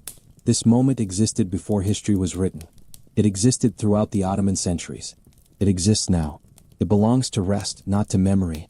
Breathing becomes the only rhythm worth noticing again. Nothing else needs to happen. You don't need to stay awake. You don't need to listen closely. The story has already completed itself. It will continue quietly with the same softness whether you notice it or not. We'll remain in this same calm space, with the same gentle rhythm. At this point, the story no longer asks to be followed. It simply keeps company. The Ottoman Empire has settled into a gentle sense of duration. A long quiet that doesn't move, doesn't explain, doesn't require attention. Centuries ago, nights like this came without ceremony. After the last sound softened and the final lights dimmed, the world loosened its grip. No one announced it. No one resisted it. Stillness arrived on its own. In the Ottoman world, this arrival was familiar. It happened night after night. It was trusted the way people trusted sleep. Trust matters. When rest is trusted, the body releases effort. When effort releases, calm follows. Inside homes across the empire, night settled gently. A door closed without sound. A cushion shifted slightly. Breathing slowed on its own. Nothing else was needed. The empire depended on these hours more than on any decree. Because endurance is built quietly, one rested night at a time. That quiet endurance carried people through centuries of change, without their noticing. Now, long after the empire has ended, that same quiet endurance remains. Not as history, but as feeling. You can sense it here. Nothing is pulling you forward. Nothing is asking for thought. The words are not instructions. They are atmosphere. They exist the way a distant sound exists. Present, but not demanding. Imagine the deepest part of night again. No movement. No anticipation. The city feels held in place. Stone holds cool air. Water moves slowly somewhere unseen. Time feels wide and forgiving. This moment existed before the empire learned to name itself. It existed throughout its centuries. It exists now. It belongs to rest alone. Breathing becomes the only rhythm worth noticing again. This rhythm has never changed. It carried people through lives they never thought of as history. They simply lived. And now, listening here, you're allowed to simply be. Without effort, without focus. The story will continue quietly whether you notice it or not. We'll remain in this same calm space, with the same gentle rhythm. At this point, the story no longer feels like something happening. It feels like something that has already settled. The Ottoman Empire now exists only as a gentle sense of time passing. Slow. Even undisturbed. Centuries ago, nights like this were common. So common that no one noticed them. After the day released its hold, people simply allowed themselves to rest. There was no urgency to fill the quiet. No need to stay alert. The night arrived and it was trusted. In the Ottoman world, this trust was everywhere. People didn't push against sleep. They didn't resist stillness. They stepped into it naturally. Inside homes, the final movements of the day faded. Hands became still. Voices disappeared. Breathing found its own rhythm. Nothing else mattered. This was how endurance was built. Not through constant effort, but through regular release. Night after night, across generations, the same release returned. The empire depended on it quietly. And now, long after the empire has ended, that same release remains. You can feel it here. There is nothing asking for your attention. Nothing pulling your thoughts forward. The words are not meant to be followed closely. They are meant to exist softly in the background, like air moving gently through a room. Imagine the deepest hour of night again. The city feels completely at rest. Not silent, but calm. Walls hold the cool air. Streets feel empty and wide. Time feels slow and generous. This moment existed before the empire ever began. It existed through every century of its rule. It exists now. It belongs to rest, not to memory. Breathing becomes the only rhythm worth noticing again. There is nothing else to do. You don't need to stay awake. You don't need to listen carefully. The story has already done its work. It will continue quietly with the same softness whether you notice it or not. We'll remain in this same calm space, with the same gentle rhythm. At this point, the story has fully let go of shape. It isn't moving toward anything. It isn't explaining anything. It simply exists. The Ottoman Empire now feels like a distant calm. A long stretch of time that no longer asks to be understood, only allowed to rest. Centuries ago, nights like this came and went without notice. People didn't mark them. They didn't try to remember them. They trusted them. After the final movements of the day softened, after voices faded and hands became still, the world eased into quiet. No one needed permission. In the Ottoman world, night was familiar, expected, safe. Darkness wasn't something to fear or fill. It was something to step into. Inside homes, the same gentle rituals repeated themselves. A lamp turned low. A cushion adjusted. A long breath released. These moments were not important individually, but together they carried centuries. Empires are remembered for action, but they survive through rest. The Ottoman Empire survived because people were allowed to stop. Night after night, year after year. That stopping built endurance. And now, long after the empire has ended, that endurance remains as a feeling. You don't need to think about it. You don't need to hold on to it. It's already here. The words you hear now are not meant to guide or instruct. They're meant to blend gently into the quiet, like a distant sound outside a window, present but not demanding attention. Imagine the very deepest hour of night again. No movement, no anticipation. The city feels suspended in calm. Stone holds cool air. Water moves slowly somewhere unseen. Time feels wide and forgiving. This moment existed before history was written. It existed throughout the Ottoman centuries. It exists now. It belongs only to rest. Breathing becomes the only rhythm worth noticing again. Nothing else is required. You don't need to stay awake. You don't need to listen closely. The story will continue quietly whether you notice it or not. We'll remain in this same calm space, with the same gentle rhythm. At this point, the story no longer feels like something being told. It feels like something quietly surrounding you. The Ottoman Empire has become a distant calm. Not an idea. Not a memory. Just a steady presence that doesn't move. Centuries ago, nights like this unfolded naturally across its lands. No one prepared for them. No one resisted them. They simply arrived. After the final sounds of the day faded, after the last movements slowed, the world released its grip. In the Ottoman world, this release was familiar. It happened every evening. It was trusted without thought. Trust makes rest effortless. Inside homes, night settled in gently. Hands rested. Voices disappeared. Breathing found its own pace. Nothing else needed attention. The empire relied on these quiet hours more than on any plan or command, because endurance is built softly, one rested night at a time. That soft endurance carried people through centuries of change, without asking them to notice. Now, long after the empire has ended, that same endurance remains. You can feel it here. Nothing is pulling your thoughts forward. Nothing is asking for focus. The words are not meant to be followed closely. They are meant to exist gently, like air moving through a still room. Imagine the deepest part of night again. No movement, no expectation. The city feels completely at rest. Not asleep, not awake, just still. Stone holds the cool air. Water moves slowly somewhere unseen. Time feels wide and unhurried. This moment existed before the empire began. It existed through every century of its rule. It exists now. It belongs to rest alone. Breathing becomes the only rhythm worth noticing again. Nothing else matters here. You don't need to stay awake. You don't need to listen carefully. The story has already finished becoming itself. It will continue quietly with the same softness whether you notice it or not. We'll remain in this same calm space, with the same gentle rhythm. At this point, the story has completely released its need to move. It isn't guiding. It isn't explaining.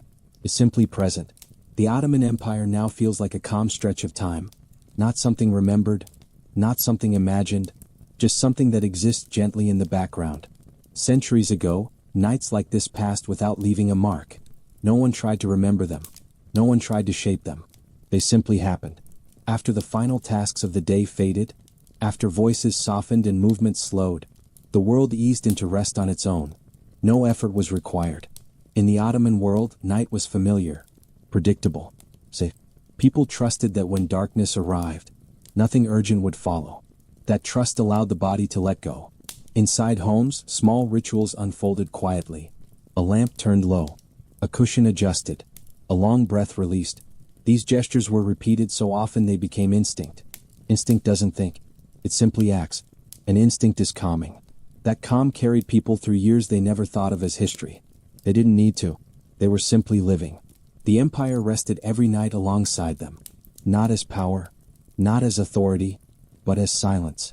Empires are loud by day. They are invisible by night. And invisibility is where endurance lives. The Ottoman Empire endured because people were allowed to disappear into rest. Night after night, generation after generation. Now, long after the empire has ended, that same rest remains. You can feel it here. Nothing is asking for your attention. Nothing is pulling your thoughts forward. The words are here only as a soft presence, like distant sound beyond a wall. You don't need to follow meaning. You don't need to imagine clearly. Let the sound exist, or let it fade. Both are fine.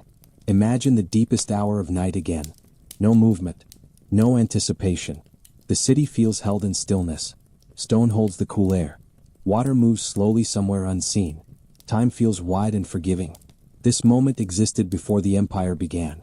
It existed throughout its centuries. It exists now. It belongs only to rest. Breathing becomes the only rhythm worth noticing again. Nothing else is required. You don't need to stay awake. You don't need to listen closely. The story will continue quietly whether you notice it or not.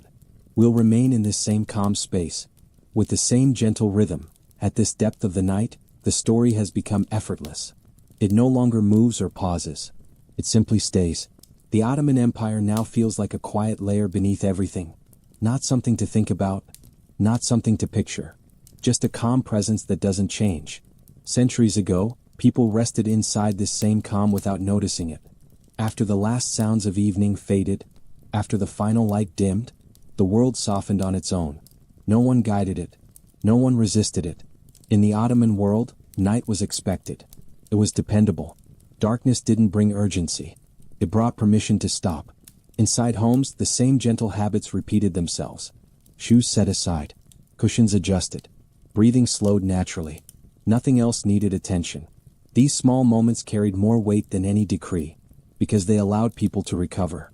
Recovery is quiet. It doesn't announce itself. Night after night, recovery returned, and with it, endurance. The empire endured because people were allowed to rest. Not once, but always. And now, long after the empire has ended, that same permission still exists. You can feel it here. Nothing is asking for focus. Nothing is pulling you forward. The words are not meant to guide. They are meant to blend. Like distant sound outside a window. Imagine the deepest part of night again. No movement. No anticipation. The city feels suspended in calm. Stone holds cool air. Water moves slowly somewhere unseen. Time feels wide and forgiving. This moment existed before the empire began. It existed through every century of its rule. It exists now. It belongs only to rest. Breathing becomes the only rhythm worth noticing again. Nothing else is required. You don't need to stay awake. You don't need to listen closely. The story will continue quietly whether you notice it or not. We'll remain in this same calm space, with the same gentle rhythm. At this point, the story has become almost invisible. Not gone. Just settled so deeply that it no longer needs attention. The Ottoman Empire now exists like a calm layer of night air. Present, steady, unchanging. Centuries ago, nights like this arrived without effort. After the final sounds of the day softened, after the last light dimmed, the world eased itself into rest. No one needed to make it happen. In the Ottoman world, night was reliable. It returned every evening, bringing with it the same quiet permission to stop. People trusted that permission. They didn't hold on to the day. They didn't plan the night. They allowed themselves to slow. Inside homes, everything followed familiar patterns. A cushion adjusted. A blanket pulled gently higher. A breath released without thinking. These gestures were small, but they were constant. And constancy creates calm. The empire depended on that calm far more than on its borders or laws. Because calm allows people to recover. And recovery allows life to continue. Night after night, across centuries, the same quiet returned. It didn't care who ruled. It didn't care what changed. It simply arrived. Now, long after the empire has ended, that same arrival is here again. You don't need to do anything for it. You don't need to notice it. It's already happening. The words you hear now are not instructions. They are companions. Soft, unassuming, easy to ignore. Like a distant sound that lets you know you're not alone, but doesn't ask for attention. Imagine the deepest hour of night once more. No movement. No expectation. The city feels completely at rest. Not asleep. Not awake. Just still. Stone holds the cool air. Water moves slowly somewhere unseen. Time feels wide and forgiving. This moment existed before the empire began. It existed through every century of its rule. It exists now. It belongs only to rest. Breathing becomes the only rhythm worth noticing again. Nothing else matters here. You don't need to stay awake. You don't need to listen carefully. The story will continue quietly whether you notice it or not. We'll remain in this same calm space, with the same gentle rhythm. By now, the story no longer feels like something unfolding in time. It feels like something settled far beneath awareness. The Ottoman Empire has become a quiet layer of stillness. Not something remembered, not something imagined, just something gently present. Centuries ago, nights like this passed without notice. No one marked them as special. No one tried to hold on to them. They arrived, and they were trusted. After the day loosened its grip, after movements slowed and voices faded, the world softened on its own. In the Ottoman world, this softening was familiar, expected, reliable. People didn't resist it. They stepped into it.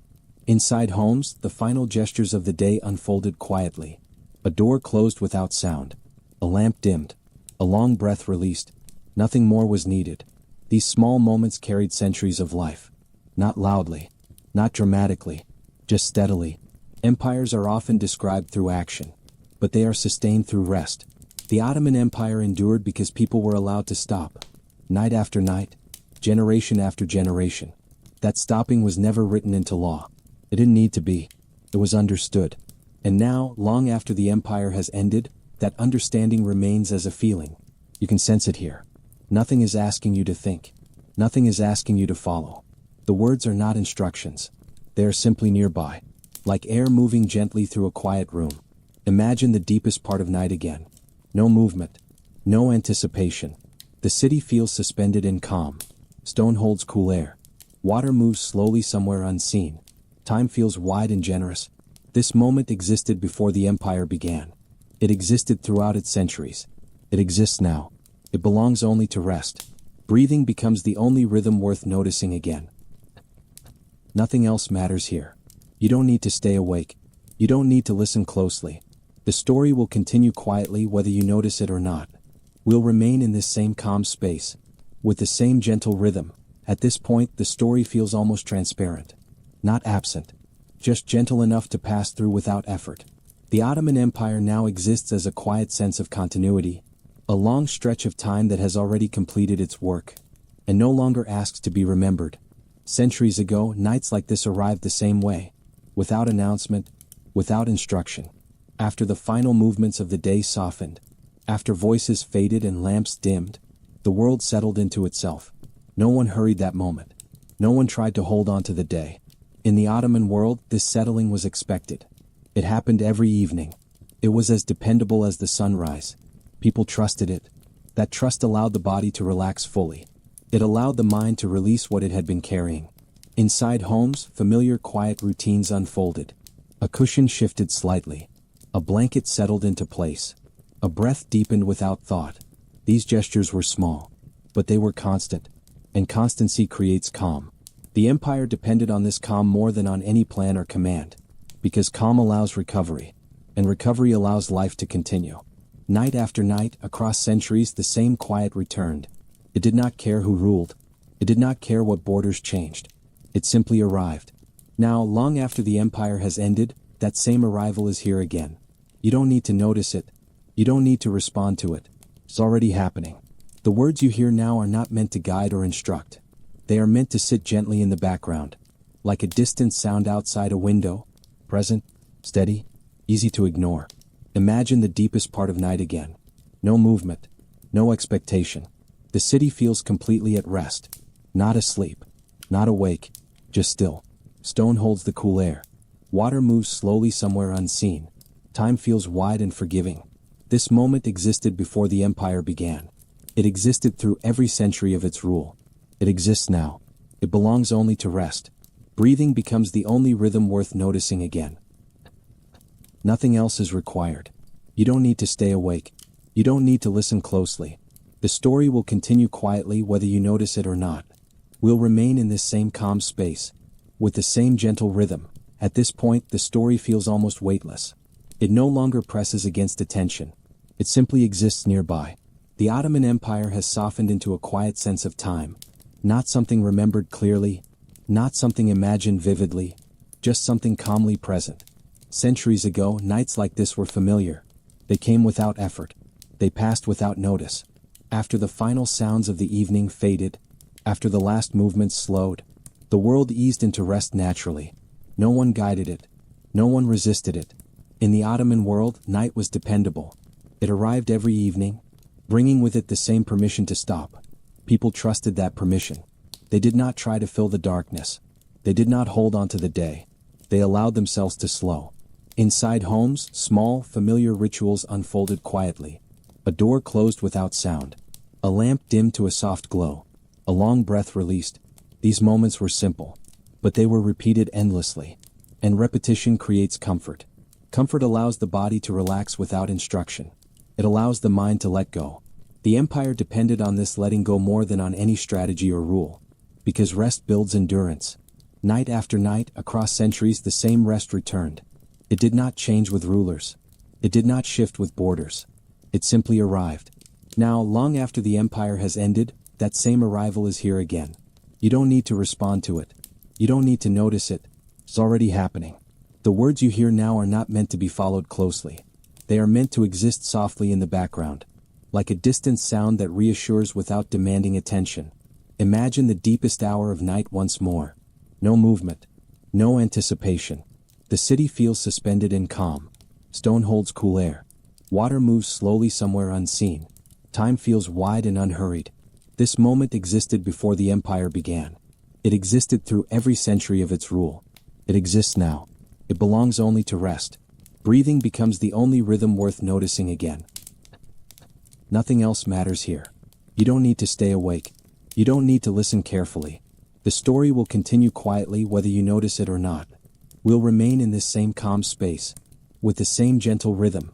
At this point, the story feels almost like silence itself. Not empty, just calm enough that nothing needs to be added. The Ottoman Empire has faded into a gentle background presence, a sense of long time passing without effort, without urgency, without direction. Centuries ago, nights like this arrived without being noticed. No one prepared for them. No one tried to shape them. After the final movements of the day softened, after voices faded and light dimmed, the world simply rested. In the Ottoman world, this resting was familiar, expected, reliable. People trusted that when night came, nothing would be asked of them. That trust allowed the body to relax naturally. It allowed the mind to release what it carried. Inside homes, small routines unfolded quietly. A cushion adjusted slightly. A blanket settled into place. A breath deepened without thought. These gestures were simple, but they repeated endlessly. And repetition creates safety. Safety allows rest. The empire endured not because it was always strong, but because people were allowed to recover. Night after night, generation after generation. That quiet recovery carried centuries forward, without demanding attention. Now, long after the empire has ended, that same quiet recovery remains. You can feel it here. Nothing is asking for focus. Nothing is pulling your thoughts forward. The words are not instructions. They are atmosphere. They exist like a distant sound, present, steady, easy to ignore. Imagine the deepest part of night again. No movement, no expectation. The city feels completely at rest. Not asleep, not awake, just still. Stone holds the cool air. Water moves slowly somewhere unseen. Time feels wide and forgiving. This moment existed before the empire began. It existed through every century of its rule. It exists now. It belongs only to rest. Breathing becomes the only rhythm worth noticing again. Nothing else is required. You don't need to stay awake. You don't need to listen closely. The story will continue quietly whether you notice it or not. We'll remain in this same calm space, with the same gentle rhythm. At this point, the story has almost disappeared into stillness. Not because it ended, but because it no longer needs to speak. The Ottoman Empire now exists only as a gentle sense of duration. A long, quiet stretch of time that has already completed itself, and now rests without effort. Centuries ago, nights like this passed without notice. No one marked them. No one tried to hold on to them. They came, and they went. After the final sounds of the day faded, after the last light dimmed, the world softened on its own. In the Ottoman world, this softening was trusted. It happened every night. It required no permission. People didn't resist sleep. They didn't hurry it either. They allowed it. Inside homes, the final moments of the day unfolded quietly. A door closed without sound. A cushion shifted slightly. A long breath released. Nothing more was needed. These small moments carried centuries of life. Not through force, but through repetition. And repetition creates calm. The empire endured because people were allowed to stop. Night after night, generation after generation. That stopping was never announced. It didn't need to be. It was understood. And now, long after the empire has ended, that same understanding remains. You can feel it here. Nothing is asking for your attention. Nothing is pulling your thoughts forward. The words are not meant to be followed. They are meant to blend. Like air moving gently through a quiet room. Imagine the deepest part of night again. No movement. No expectation.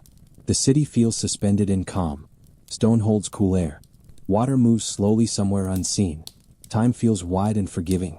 This moment existed before the empire began. It existed through every century of its rule. It exists now. It belongs only to rest. Breathing becomes the only rhythm worth noticing again. Nothing else matters here. You don't need to stay awake. You don't need to listen carefully. The story will continue quietly whether you notice it or not. We'll remain in this same calm space, with the same gentle rhythm. By now, the story no longer feels like a sequence of words. It feels like a quiet space you're resting in, comfortable, unchanging. The Ottoman Empire has softened into a calm sense of time itself, not something remembered, not something imagined, just something gently present beneath everything else. Centuries ago, nights like this arrived without effort. No one waited for them. No one tried to guide them. After the final movements of the day slowed, after voices faded and lights dimmed, the world settled naturally. In the Ottoman world, this settling was familiar, expected, safe. People trusted that when night came, nothing urgent would follow. That trust mattered, because when nothing is expected, the body releases effort. The mind loosens its grip. Inside homes, quiet routines unfolded without thought. A cushion adjusted slightly. A blanket settled. A long breath released. These gestures were simple, but they repeated endlessly. And repetition creates comfort. Comfort allows rest. The empire endured not because it was always strong, but because people were allowed to recover. Night after night, generation after generation. Recovery is quiet. It doesn't announce itself. It simply happens. Now, long after the empire has ended, that same quiet recovery remains. You can feel it here. Nothing is pulling your attention. Nothing is asking you to think. The words are not instructions. They are atmosphere. They exist like distant sound, present, steady, easy to ignore. Imagine the deepest hour of night again. No movement. No anticipation. The city feels completely at rest. Not asleep. Not awake. Just still. Stone holds the cool air. Water moves slowly somewhere unseen. Time feels wide and forgiving. This moment existed before the empire began. It existed through every century of its rule. It exists now. It belongs only to rest. Breathing becomes the only rhythm worth noticing again. Nothing else is required. You don't need to stay awake. You don't need to listen closely. The story will continue quietly whether you notice it or not. We'll remain in this same calm space, with the same gentle rhythm. At this point, the story has become almost indistinguishable from rest itself. Not silent, not active, just present in a gentle way. The Ottoman Empire now feels like a long breath that has already been exhaled.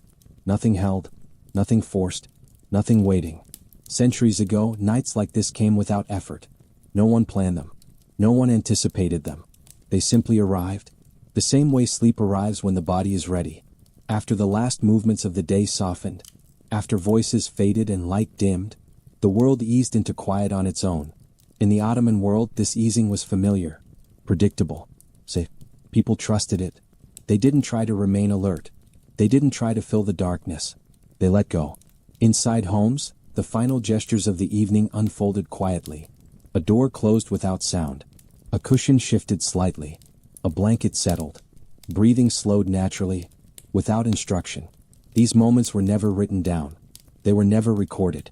But they carried centuries. Empires are often described through motion, but they are sustained through stillness. The Ottoman Empire endured because people were allowed to rest. Night after night, generation after generation. That rest did not depend on rulers. It did not depend on borders. That it depended only on permission to stop. Now, long after the empire has ended, that permission still exists. You can feel it here. Nothing is asking for attention. Nothing is pulling your thoughts forward. The words are not meant to be followed carefully. They are meant to exist softly, like distant sound that reassures without demanding focus. Imagine the deepest part of night again. No movement, no expectation. The city feels suspended in calm. Stone holds the cool air. Water moves slowly somewhere unseen. Time feels wide and unhurried. This moment existed before the empire began. It existed through every century of its rule. It exists now. It belongs only to rest. Breathing becomes the only rhythm worth noticing again. Out. Nothing else is required. You don't need to stay awake. You don't need to listen closely. The story will continue quietly whether you notice it or not. We'll remain in this same calm space, with the same gentle rhythm. By now, the story has thinned into something almost invisible. Not gone. Just quiet enough to rest beside you without asking anything in return. The Ottoman Empire feels less like history now, and more like a steady background calm. A sense of long time passing without friction, without urgency. Centuries ago, nights like this passed the same way. They were not events. They were simply pauses. After the day released its final hold, after voices faded and movements slowed, the world softened on its own. No one directed this softening. No one needed to. In the Ottoman world, night was dependable. It arrived every evening, bringing with it the same quiet permission to stop. People trusted that permission deeply. They didn't carry the weight of the day into darkness. They didn't plan tomorrow while lying awake. They allowed rest to happen. Inside homes, small gestures repeated without thought. A cushion adjusted. A blanket settled. A breath lengthened. These gestures were unremarkable. And that is why they mattered. Because they happened every night. Repetition creates familiarity. Familiarity creates safety. Safety allows rest.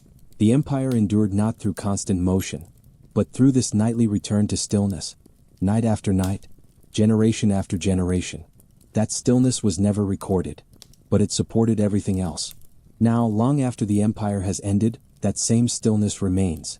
You don't need to reach for it. You don't need to notice it. It's already here. The words you hear now are not instructions. They are companions. Soft, steady, easy to ignore. Like a distant sound outside a window that lets you know the world is still there, but doesn't ask for attention. Imagine the deepest part of night again. No movement. No anticipation. The city feels suspended in calm. Stone holds the cool air. Water moves slowly somewhere unseen. Time feels wide and forgiving. This moment existed before the empire began. It existed through every century of its rule. It exists now. It belongs only to rest. Breathing becomes the only rhythm worth noticing again. Nothing else is required. You don't need to stay awake. You don't need to listen closely. The story will continue quietly whether you notice it or not. We'll remain in this same calm space, with the same gentle rhythm. At this point, the story feels like a quiet companion rather than a voice. It doesn't lead. It doesn't explain. It simply stays.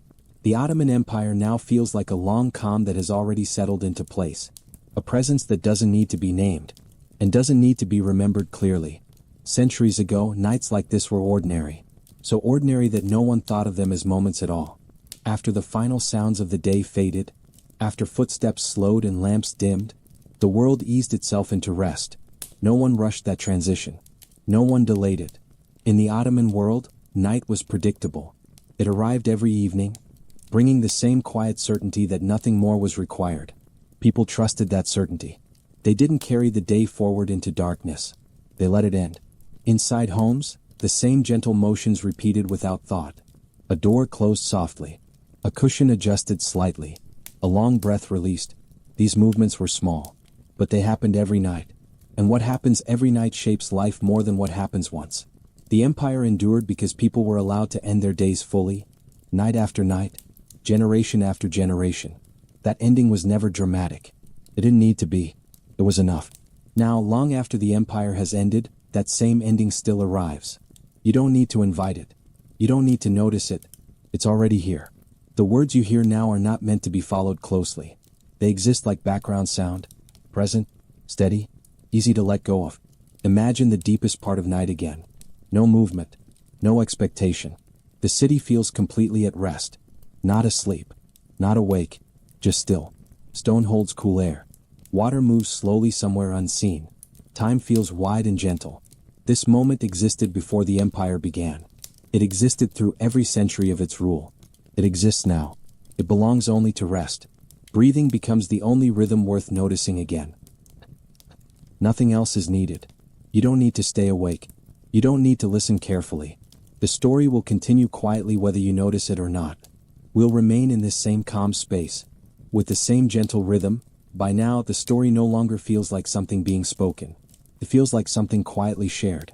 The Ottoman Empire has dissolved into a gentle sense of continuity, not a subject, not a memory, but a calm presence that rests beneath everything else. Centuries ago, nights like this came without effort. No one prepared for them. No one tried to shape them.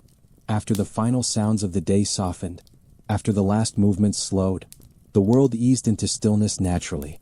In the Ottoman world, this easing was familiar. It happened every evening. It was trusted without question. People didn't resist rest. They didn't try to stay alert longer than necessary. They allowed the day to end. Inside homes, the final moments unfolded quietly. A door closed without sound. A cushion shifted slightly. A long breath released. Nothing else was needed. These moments were never written down. They were never remembered individually. But together they carried centuries. Empires are often described through motion, through change, through action. But they are sustained through stillness. The Ottoman Empire endured because people were allowed to rest. Night after night, generation after generation. That rest was never commanded. It was simply understood. And now, long after the empire has ended, that same understanding remains. You can feel it here. Nothing is asking for attention. Nothing is pulling you forward. The words are not instructions. They are companions. Soft, steady, easy to let fade. Like a distant sound that reassures without demanding focus. Imagine the deepest hour of night again. No movement. No anticipation. The city feels suspended in calm. Stone holds the cool air. Water moves slowly somewhere unseen. Time feels wide and gentle. This moment existed before the empire began. It existed through every century of its rule. It exists now. It belongs only to rest. Breathing becomes the only rhythm worth noticing again. Nothing else matters here. You don't need to stay awake. You don't need to listen closely. The story will continue quietly whether you notice it or not. We'll remain in this same calm space, with the same gentle rhythm,